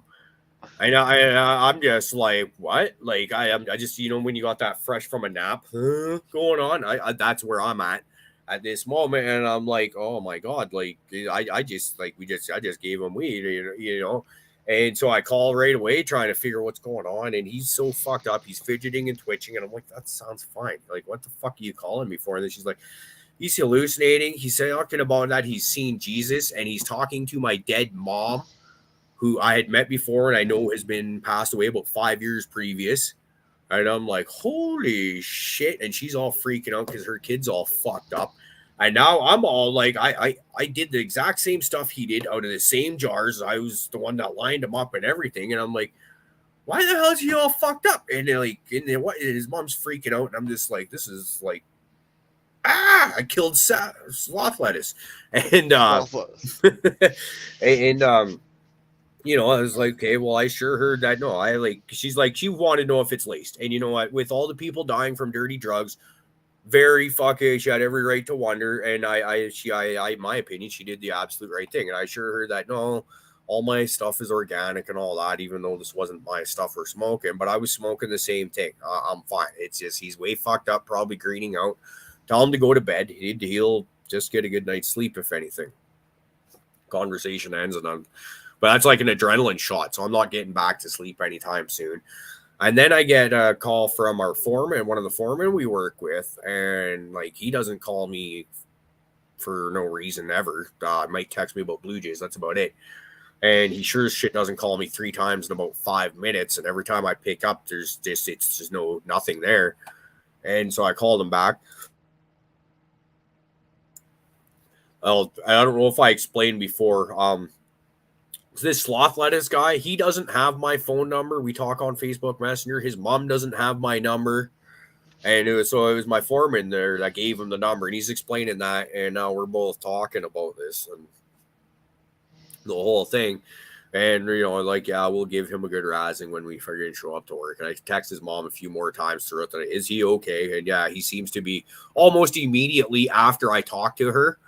He's fucking seems to start calming down and stuff like that. Now he feels really fucking stupid because he's about 24, 25 years old. Had his mom call one of his fucking work buddies and be like, yo, my son's high as shit. What did you do to him? And now he's got to come to work when he gets off his vacation and listen to all that shit, right? And so we show up at a meeting spot where we're meeting up with the foreman I was just talking about. And as soon as he gets out of the truck, he comes walking over to him. He's just like, what's up, Fentanyl? And I'm like, yo, that's Mr. Fentanyl to you, motherfucker. Okay, that's my name at work now is Fentanyl, I guess. I killed sloth lettuce. Killed sloth. I just like that name. I like that name. I'll give you a lot of props for that. I don't know. Oh, I didn't give it to him. I'm the only person that refers to him as that. It was another person called him that one time, and I just like, yeah, because his nickname is he's got Sloth is one of them. Great kid, but he's one of those guys that, you know what, he's there. He's working hard because that's the job demands that you work hard. You can't avoid it. Some people work harder than others. Some people get more done than others. He will never be a high production worker, but he's not a low production worker necessarily either. You always know what you will get out of him. He's just one of those slow and steady wins the race kind of guys. Yeah, right? sloth lettuce. Yeah. That makes sense. And it's like one of my favorite nicknames for anybody I've ever known. So I gotta say, Dick Pick was definitely up there as well. I was so sad when we had to stop kind of calling that because I think it was his mom was upset about that or something like that. Yeah. He was all trying to grow up and shit. Yeah, still, it was one of the greatest nicknames ever. I'll give him that. And I do remember I had some friends, the work friends thing. They come home with, one of them stories like that, right? So all the boys are driving home and they're going with this other kid who he's always the fucking I've done this and I do that. He's that guy, right? Everyone hates him, know he's full of shit, but so he's fucking talking up this chick that he was fucking dating, and to the guys in the car and stuff. And he's like, man, I got into some wild shit with her, like he's like, I'm gonna call her up. You should hear how this girl talks to me. And so he fucking calls her up and the guys were like, hey man, she got into it. She started talking, just like, damn. And then all of a sudden she busts out. She's like, so you want me to do what we did last night? And he's like, yeah, baby. And she's like, so you want me to stick like 1 or 2 fingers up there this time? And he could not hit the fucking end call fast enough.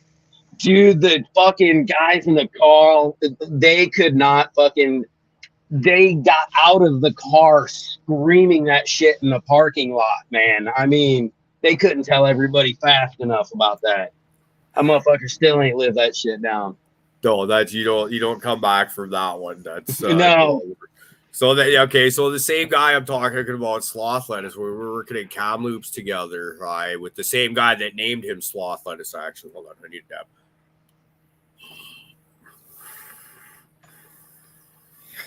We're working and we come across this really sweet rock climbing place in the bush where they had like chains bolted in the wall for their hooks and stuff like that out in the middle of fucking nowhere. And he gets me to take his picture while he's sitting on this big rock piece. He's like, so I can put it up on my Tinder. I was like, oh, okay, cool. It was like, you get a lot of hits on Tinder? And he's like, yeah, from guys.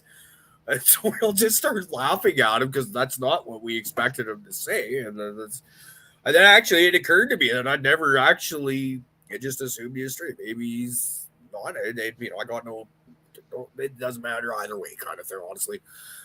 So we started kind of, is that what you're kind of going for? And he's like, no, it just seems to be, I always seem to just get guys hitting on me. I'm like, just like 6 months earlier, I'd broken up with my old lady and my ex-wife, right? And so I had hit the Tinder train there for a couple of weeks. So I know that there's settings on these things. Yeah. And so I don't know. But anyways, it's one of those funny things where it's, once again, you just, because for the rest of the day, he heard about it, basically.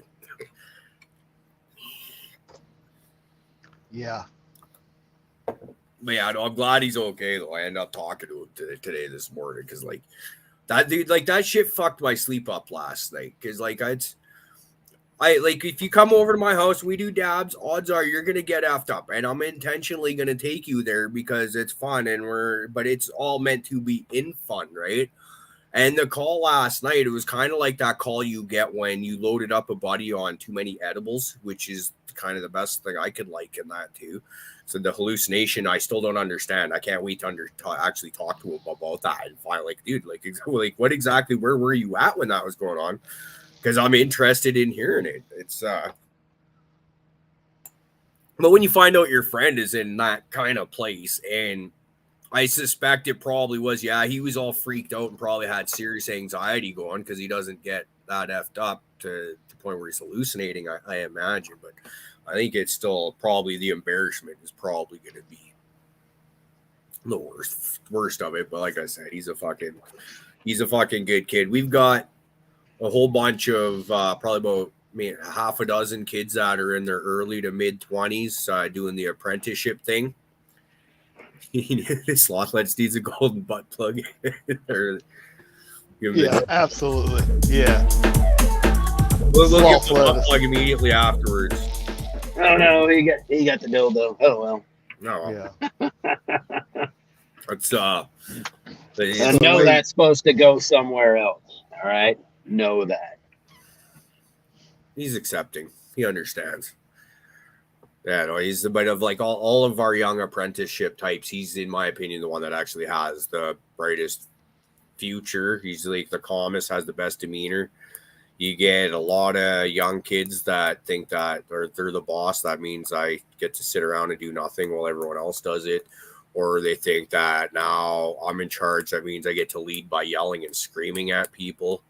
When they find out real fast, you'll lose your fucking crew real quick if you can't command their respect, kid, and stuff like that. And he's not like that. He doesn't have that ego about him. He's just calm, cool, collective, great sense of humor. It's like when he starts talking about wanting to be a lineman as soon as he gets certified, it's just like, shit, nah, dude, you should actually, I understand because the work is easier and you make a fuck of a lot more money than what we do, but the next guy after you is going to be probably worse than you because that just, I know the math in this industry. Yeah.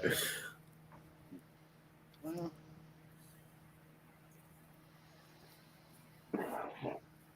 hard to find good help. It is. No, it is, dude. It really is. When you think of all the jobs that you've had, and like, it's one of those things where everybody's good at something different, right? It's just because you're not good at one job. Say you come work with me and you might not work out with us, doesn't mean you're not going to go into say work with Fluff and just absolutely kill it, or go work with you, Dan, and absolutely kill it there, right? So just but there's definitely certain jobs certain people should not be doing, and it's just like, why?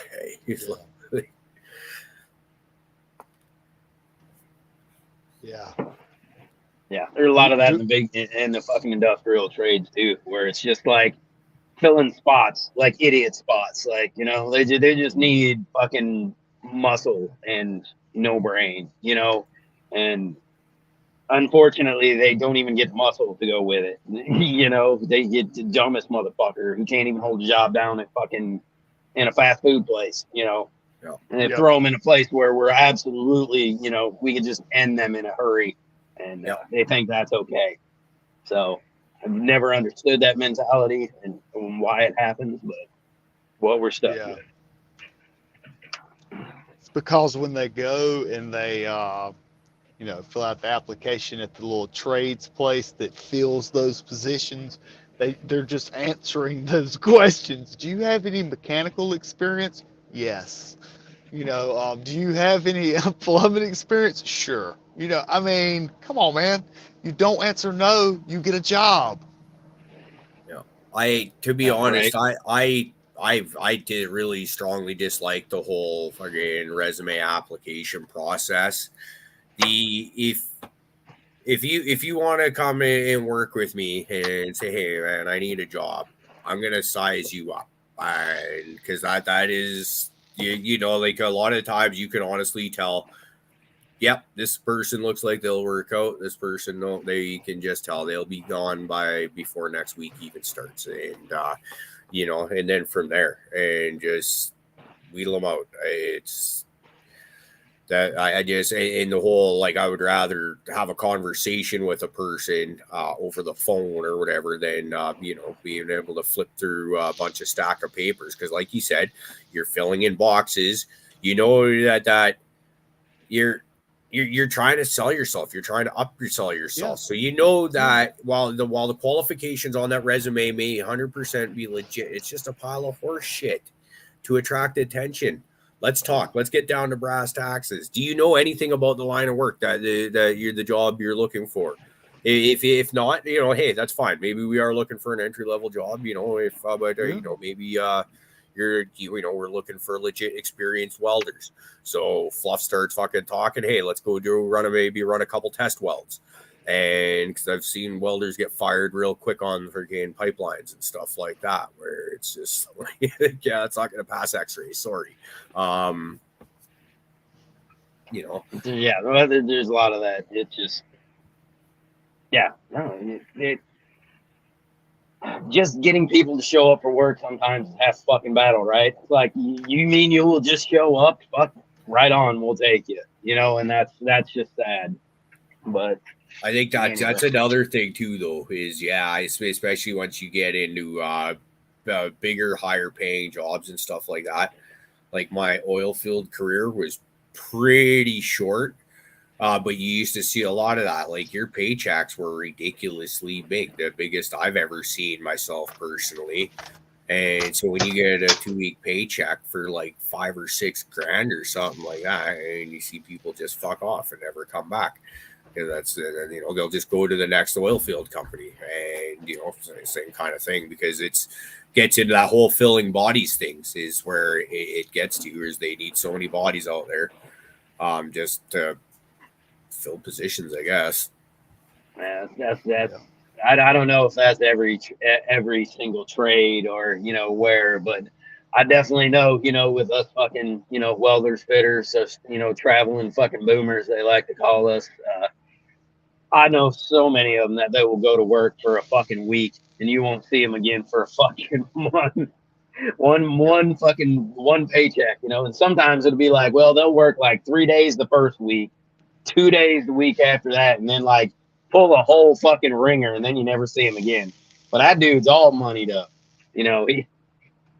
He got enough drugs to get him through 1 full week of fucking work, and then fucking that full week of work's gonna get him through a whole fucking month of fucking partying. So yeah, it's so funny seeing, not funny, kind of weird and pathetic seeing that lifestyle. But man, it's how so many people roll.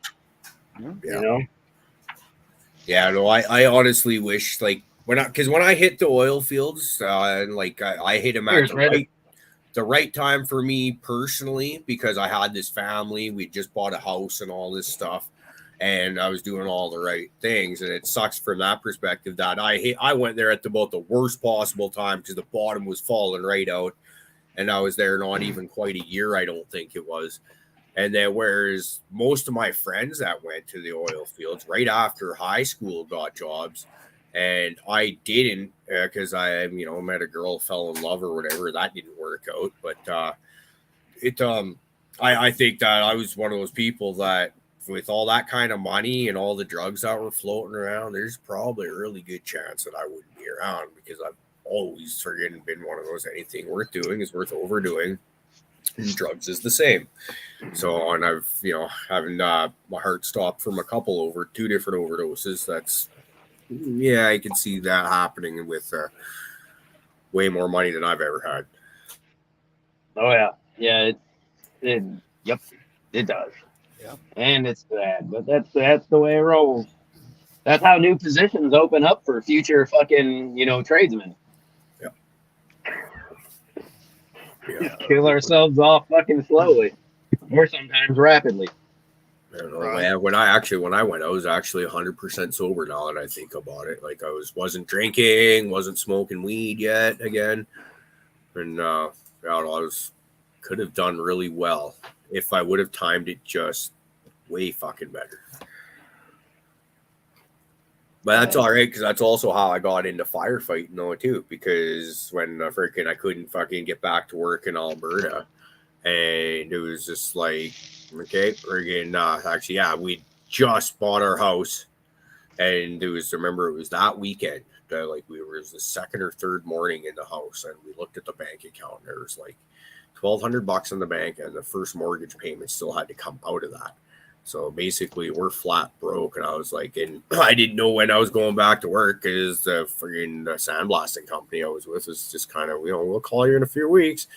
So I was like, Dad, I need a job. He's working for a tree planting company. I'm like, shit, I got to go tree planting, and I am not happy about this prospect. It's one thing I've avoided doing my whole life, and God damn, I got to do this now. But hey, you got a family to feed. You got to do what you got to do. And then he's like, well, tell you what, if you show up here for in 2 days at this time, we'll put you through your S-100. Said, firefight. And I was like, well, it sounds better than firefighting. Didn't think much of it though. And then you get out there, and the first time on the fire line, you're like, you're jumping a helicopter, you're with your crew, you're flying out over, we're way northern BC, flying over herds of wild buffalo and stuff like that. And you're like, oh. And then you get actually onto the fire line. It's okay. This is cool. This is better than whatever was going on in Alberta. This is better. That's my favorite job, is firefighting out in the bush. They don't send y'all to the fires that they're having now? Like, they don't send Holy across? shit. Are you seeing what I'm seeing? Noob is fucking fast. Holy fuck. Is that a clickable link? I think it's I got it on my phone. I paused it. Noob, you're fucking hilarious. Holy shit. Yeah, the live chat keeps bumping around so quick. I can't click it on my StreamYard thing, so I'm trying to get to the YouTube live chat. And it's just like, Yeah. Oh man. Me no look. I'm sure you'll see it. Whoa, Caribou said, fuck this shit. I am out. Gone. Push the done button. You can't go there. You can't go there. You know what he did? Oh. Caribou, when they're red, don't press them. Yeah. I went somewhere. You went somewhere. Well, I'm a little excited here. This whole Caribou condoms things has me all overly excited. I want to see what the hell it all's about, but I can't find the link. Yeah. And it doesn't help when I kick myself out of the room. Yeah. I think they should make you the French tickler, and your beard could be all the knobs on the way down. Ooh. Yeah. God damn it, Caribou. I just fucking DM'd it to you on your Instagram, okay? Did you? Yes. Man. I got to open up Instagram? Oh, God. Well, don't open up more shit. Well, I have to now. The suspense is killing me.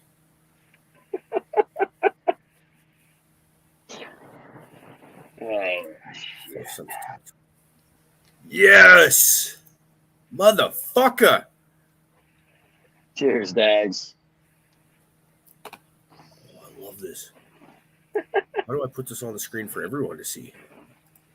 Dude, y'all could put my face on your dick while you smash your old lady.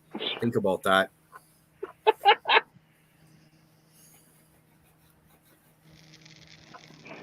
What's the percentage of divorce in America right now? I don't know.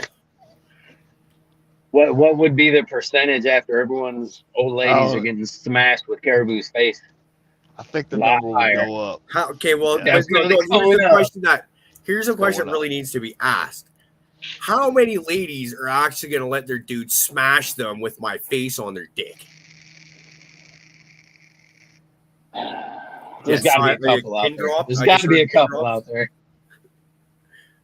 Well, I mean, hey, you have to give time for proper contemplation. And as much as I don't want to think about that, I'm going to put in the proper thought before I just give you an answer. And the answer is there's got to be one or two out there, but I've never really noticed if, how much they're checking the old condom out, during the act. Dude, just putting the damn thing bro, on. well, I mean, well, I'm it's not also putting faces it on on, condoms in the vending machines at the bars in the fucking gross ass fucking roadside truck stops. Yes. we can try to make that happen. And we got to make them glow in the dark too. That way it's fucking lights on, lights off. Caribou's on, Caribou's off. Caribou's on, Caribou's off. Caribou, Dude, can we get you to smile? Like the clapper for when your nuts start slapping up against her? Okay, it just goes on and off. Wait, did that ever happen when anybody had the clapper lights? No. I don't know anybody who actually owned clapper lights. I wish I did. Yeah. I'm curious. Mm-hmm. Never had the clapper, bro. Is that why they're not a thing anymore? It was like became like a strobing effect when people were getting on. Yeah, because if there was a lot enough clock, it would turn on a different light. Maybe. But lobster, if it had Caribou's face, it'd be a whole different story. Yep. Telling you. Yep. Dude, we could get condoms that say Prophet's mom was here, like written down like the length of your schlong, like Prophet's mom was here, like that. Yeah. Kingfisher, you're a genius. Say, if you keep rolling it down, it'll give you some more messages. Oh, yeah.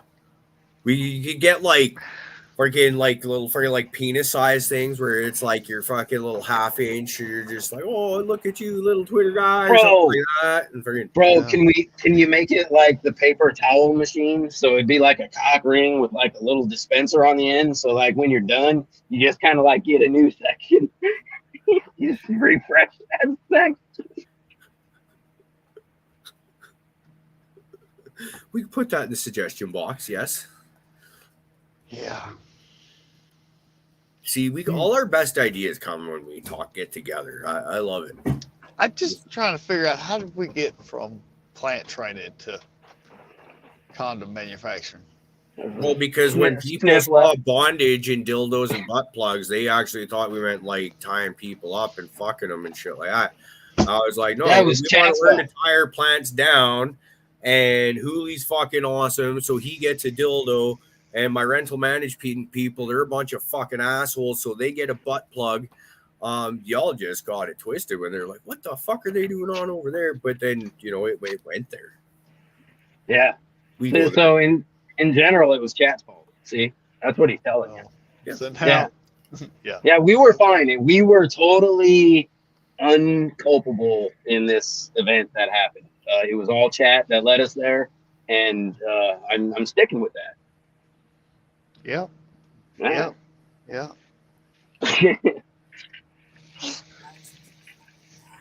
Hey, and besides, man, when I talk plant training, you always get mad at me because I'm over there slapping them around. I'm giving them the stem rubs. I'm helping them cell walls. Every time I try to help cell wall, I'm an asshole, and I need to be nicer to my plants. You can't just shake them like this. Look at me. Yeah. That section right there, right above where you're fucking death gripping them and you're fucking shaking the piss out of them, that's going to be the section that gets the biggest benefit. It's fucking strong. Gets a lot of xylem flowing through there.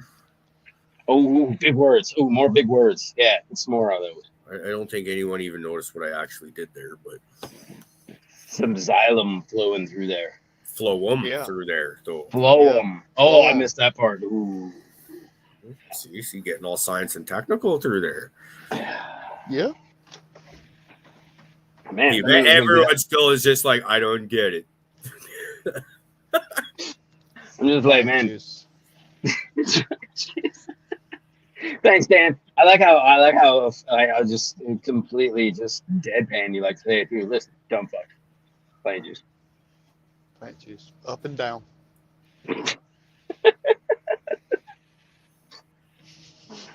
Oh fuck. So, what do you How smoke about- to go to bed? No, wait. What do you got? I want to hear that, but I want to know what you smoke to go to bed too, because you got New Harvest, and I want to know what you think about all your new shit. So, I Wait, ain't smoked a whole lot of it.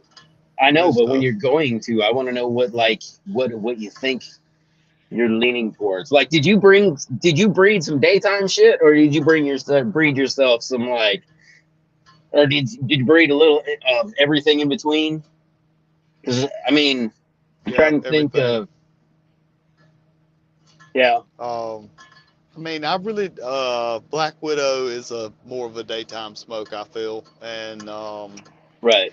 I feel like Storm Shadow is as well. So I mean, I keep them for those purposes. The rest of it though is really not that daytimey of a weed. It's just I have a pretty good tolerance. So Right. Well, I always have the same problem. Right. Daytime weed for me is not daytime weed for a lot of people. Yeah. And so that's what leads me into the good questions of what puts your fucking stoner ass to sleep. I always like to know these things, and I don't think I've ever asked you this one. So what do you look for when you go for that? I don't know, man. I've yet to like well, if Hein Tyson in chat, he'd probably call bullshit on this. Say pass out with a blunt in my hand. I have, but I didn't have it lit. It was still in the fucking tube. But I was planning on smoking it, and I had smoked too much in one day. That was at Clio, and I just, hey, woke up with a blunt. But anyway, yeah, for the most part, a lot of times I'll just smoke 2 or 3 joints. I'll load up, and then I'll walk back to the crib, and then 30 minutes later, after I'm chilling and relaxed, it'll just knock me out. But I like the Granddaddy Perp for that.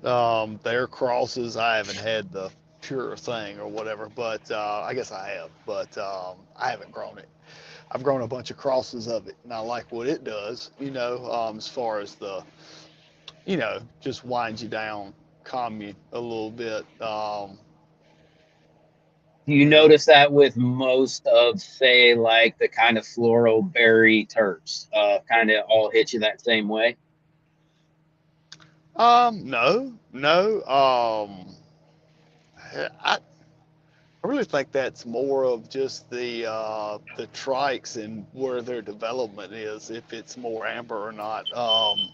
Because I mean, I've taken the same plants earlier and it not be like that. You fucking knocked the smoke alarm on, motherfucker, crazy son of a bitch. Yeah, you did that. I wonder why they want to come look at your house. What, did you hear the smoke alarm, bro? Nah, I didn't. Huh? Kingfisher, I will not, unfortunately, have any Daddy Ultra, but I will have some Daddy's Martini. Well, hopefully, I'll have some Daddy's Martini there, and it is, by looking at it, leaning very much towards the Daddy Ultra side of it. So we'll see when it's done. I might have something fairly comparable. I will let you know, but unfortunately, yeah, my cut of that is no longer with me. I've got to get that back from Jesse. Just stop shaking your head, Dan. All my cuts are gone with somebody else now. Like every time some shit happens in my life when I'm trying to save some shit, I don't want to lose. But luckily, I've managed to get it out to other people, so I'm blessed in that fact.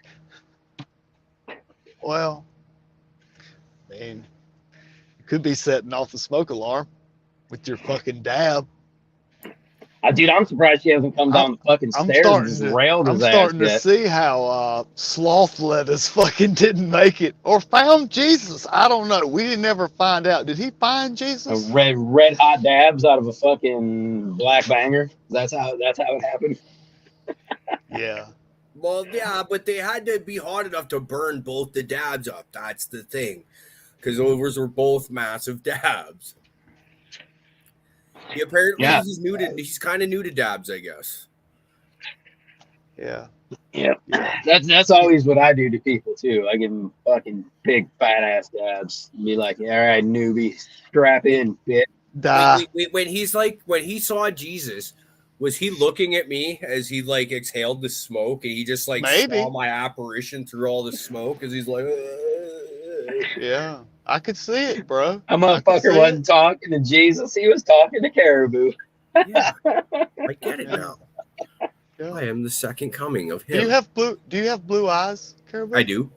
Oh yeah. Oh bro. Yeah, man. Yeah, man. You were the traditional Like him. Southern Matching Baptist. hairdos. Come Same on birthday. down. Same Hey. birthday. Oh, look at you. Look at you. We need to get Caribou wearing like a white toga that's just like covered in fucking pot leaves with some sandals. Okay, You got some sandals? Here's what I've talked about before. That's actually Do they have sandals in Canada? Yeah, I mean, it doesn't seem like it would be appropriate to have sandals in It isn't. Canada. Well, you know, here's one. My ex-wife was fucking mental. But this I'm talking about shoes this time. Or like sandals or whatever is all she ever wore for, I bet you, 11 months of the year. She would only wear like shoes or closed footwear when she absolutely had to. And it would be like there could be 4 inches of snow, 5, 6 inches of snow out there, and she would be out there still her fucking sandals, walking around to and from the car or the house or whatever. It's not like she's hanging out going ice fishing and shit like that. She's just hanging outside. Don't get me wrong, but I just look at that shit. I'd be like freaked the fuck out. Like I was just like, nah, like, I just teach their own. Nah. Nope. I mean, I like sandals, but I'm not traditionally a Jerusalem cruiser wearer, but I could see you doing it, bro. You could just show up and grant but here's the thing. 3 I've wishes. actually hung out with Jesus. Remember, Oh. I don't know if y'all were paying attention back around like January. I went to a Black Label Society concert, and this one actually made heavy metal news headlines where a dude dressed up as Jesus, white fucking robe, red sash and shit like that, freaking over there. I remember I was like, during the song Suicide Messiah, which happens to be the song you got thrown out during, but like he walked by me and I was like, yeah, Suicide Messiah. And I fist bumped him and he walked into the crowd up towards the stage. A few minutes later, Jesus is being fucking escorted out by a fucking security guard, one on each arm and each leg. And they're carrying him out head first, battering ram style. Like they're going to open the door with his fucking head. And I'm like, okay, and it's all happening within the same song that I fist bumped him and stuff like that. And then he's getting fucking carried out like this. And I'm like, what did he do? Because I'd see like this guy, you notice the dude dressed like Jesus. Trust me, he's the only one at a heavy metal show. And so you're like, he wasn't fucking with nobody. He just seemed to be wandering around doing his thing. The same dude was at a freaking, was it Megadeth show we were just at a couple months ago, the next town over. I was like, oh, so Jesus loves heavy metal. This is the only deduction I can make from this. And I don't think he even got thrown out of that one. Nice. I thought that was going to go a different route. I thought you were going to say, oh, nice. You still got it. It still works. Cool.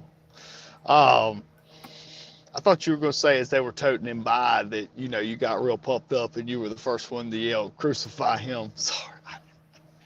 Well, no. Dude, could you imagine like a fucking Jesus lookalike in Caribou, like just fucking scrapping at a fucking metal show, just in the middle of the pit? 2 Jesus looking motherfuckers just beating each other's asses. That would be hilarious. Dude, he's way fucking tall, man. I would just elbow out in the gut somewhere right around there.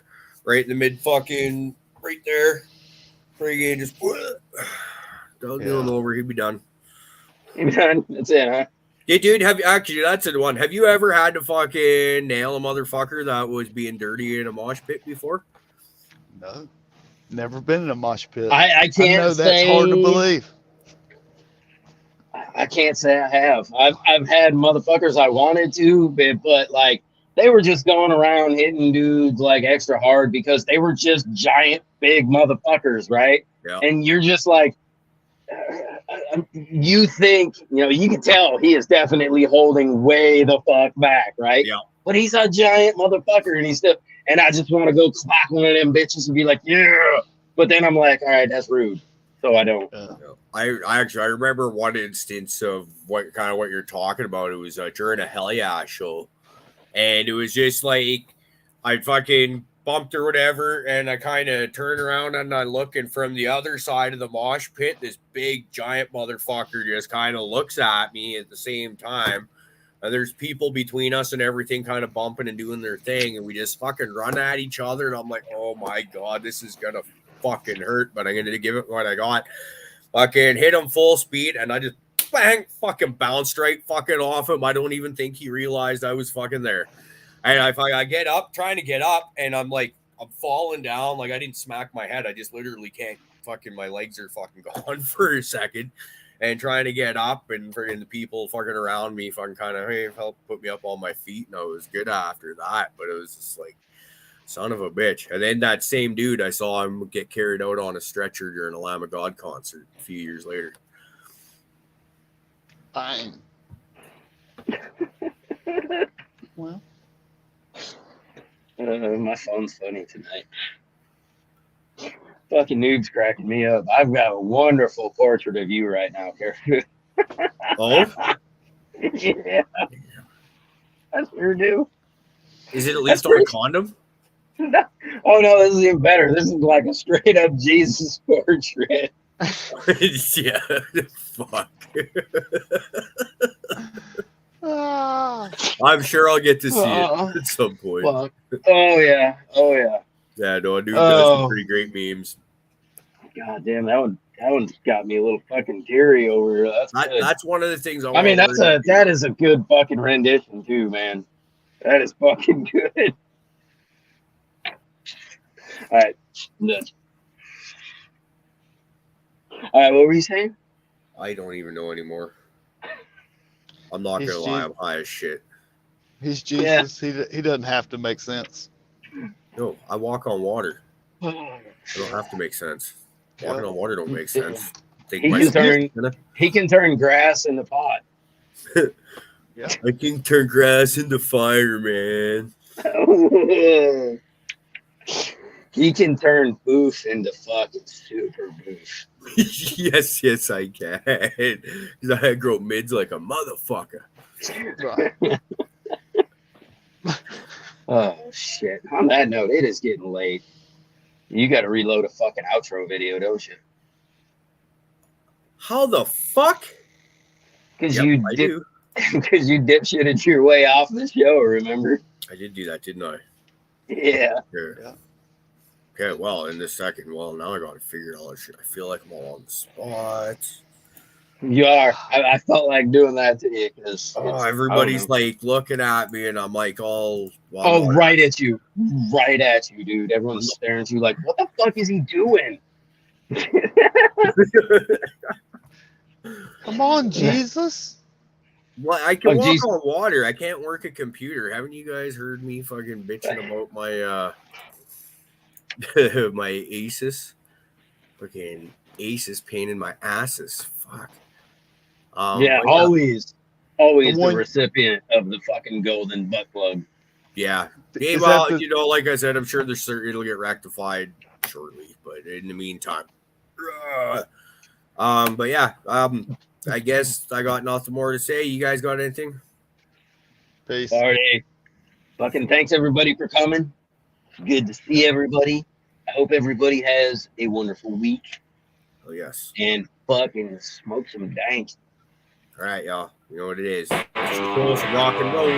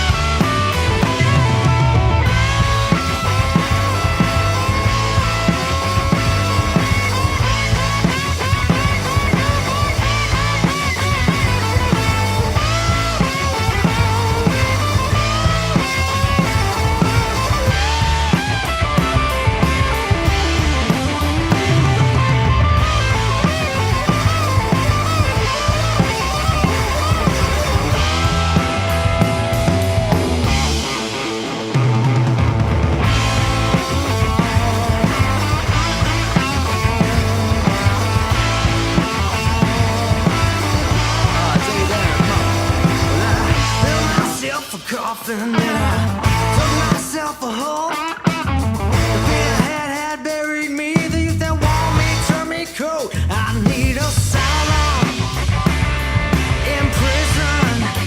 Forgotten and buried. Forgotten and buried. Well, I get so nervous thinking about the future. 'Cause I've been wrong before. Well, I get so nervous thinking about the future. 'Cause I've been wrong before. Well, I get so nervous thinking about the future. I've been wrong before. Yeah, yeah, yeah, yeah. I've been so wrong. I've been so wrong. I've been so wrong. I've been so wrong. Yeah, yeah, yeah.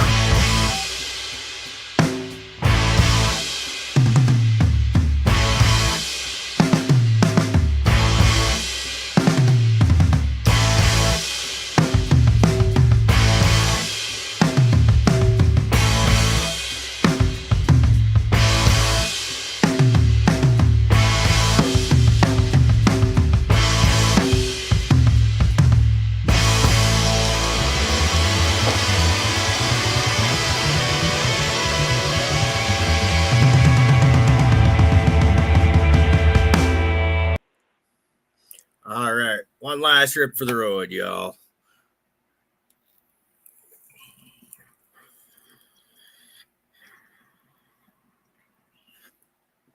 Fuck me. I wasn't ready.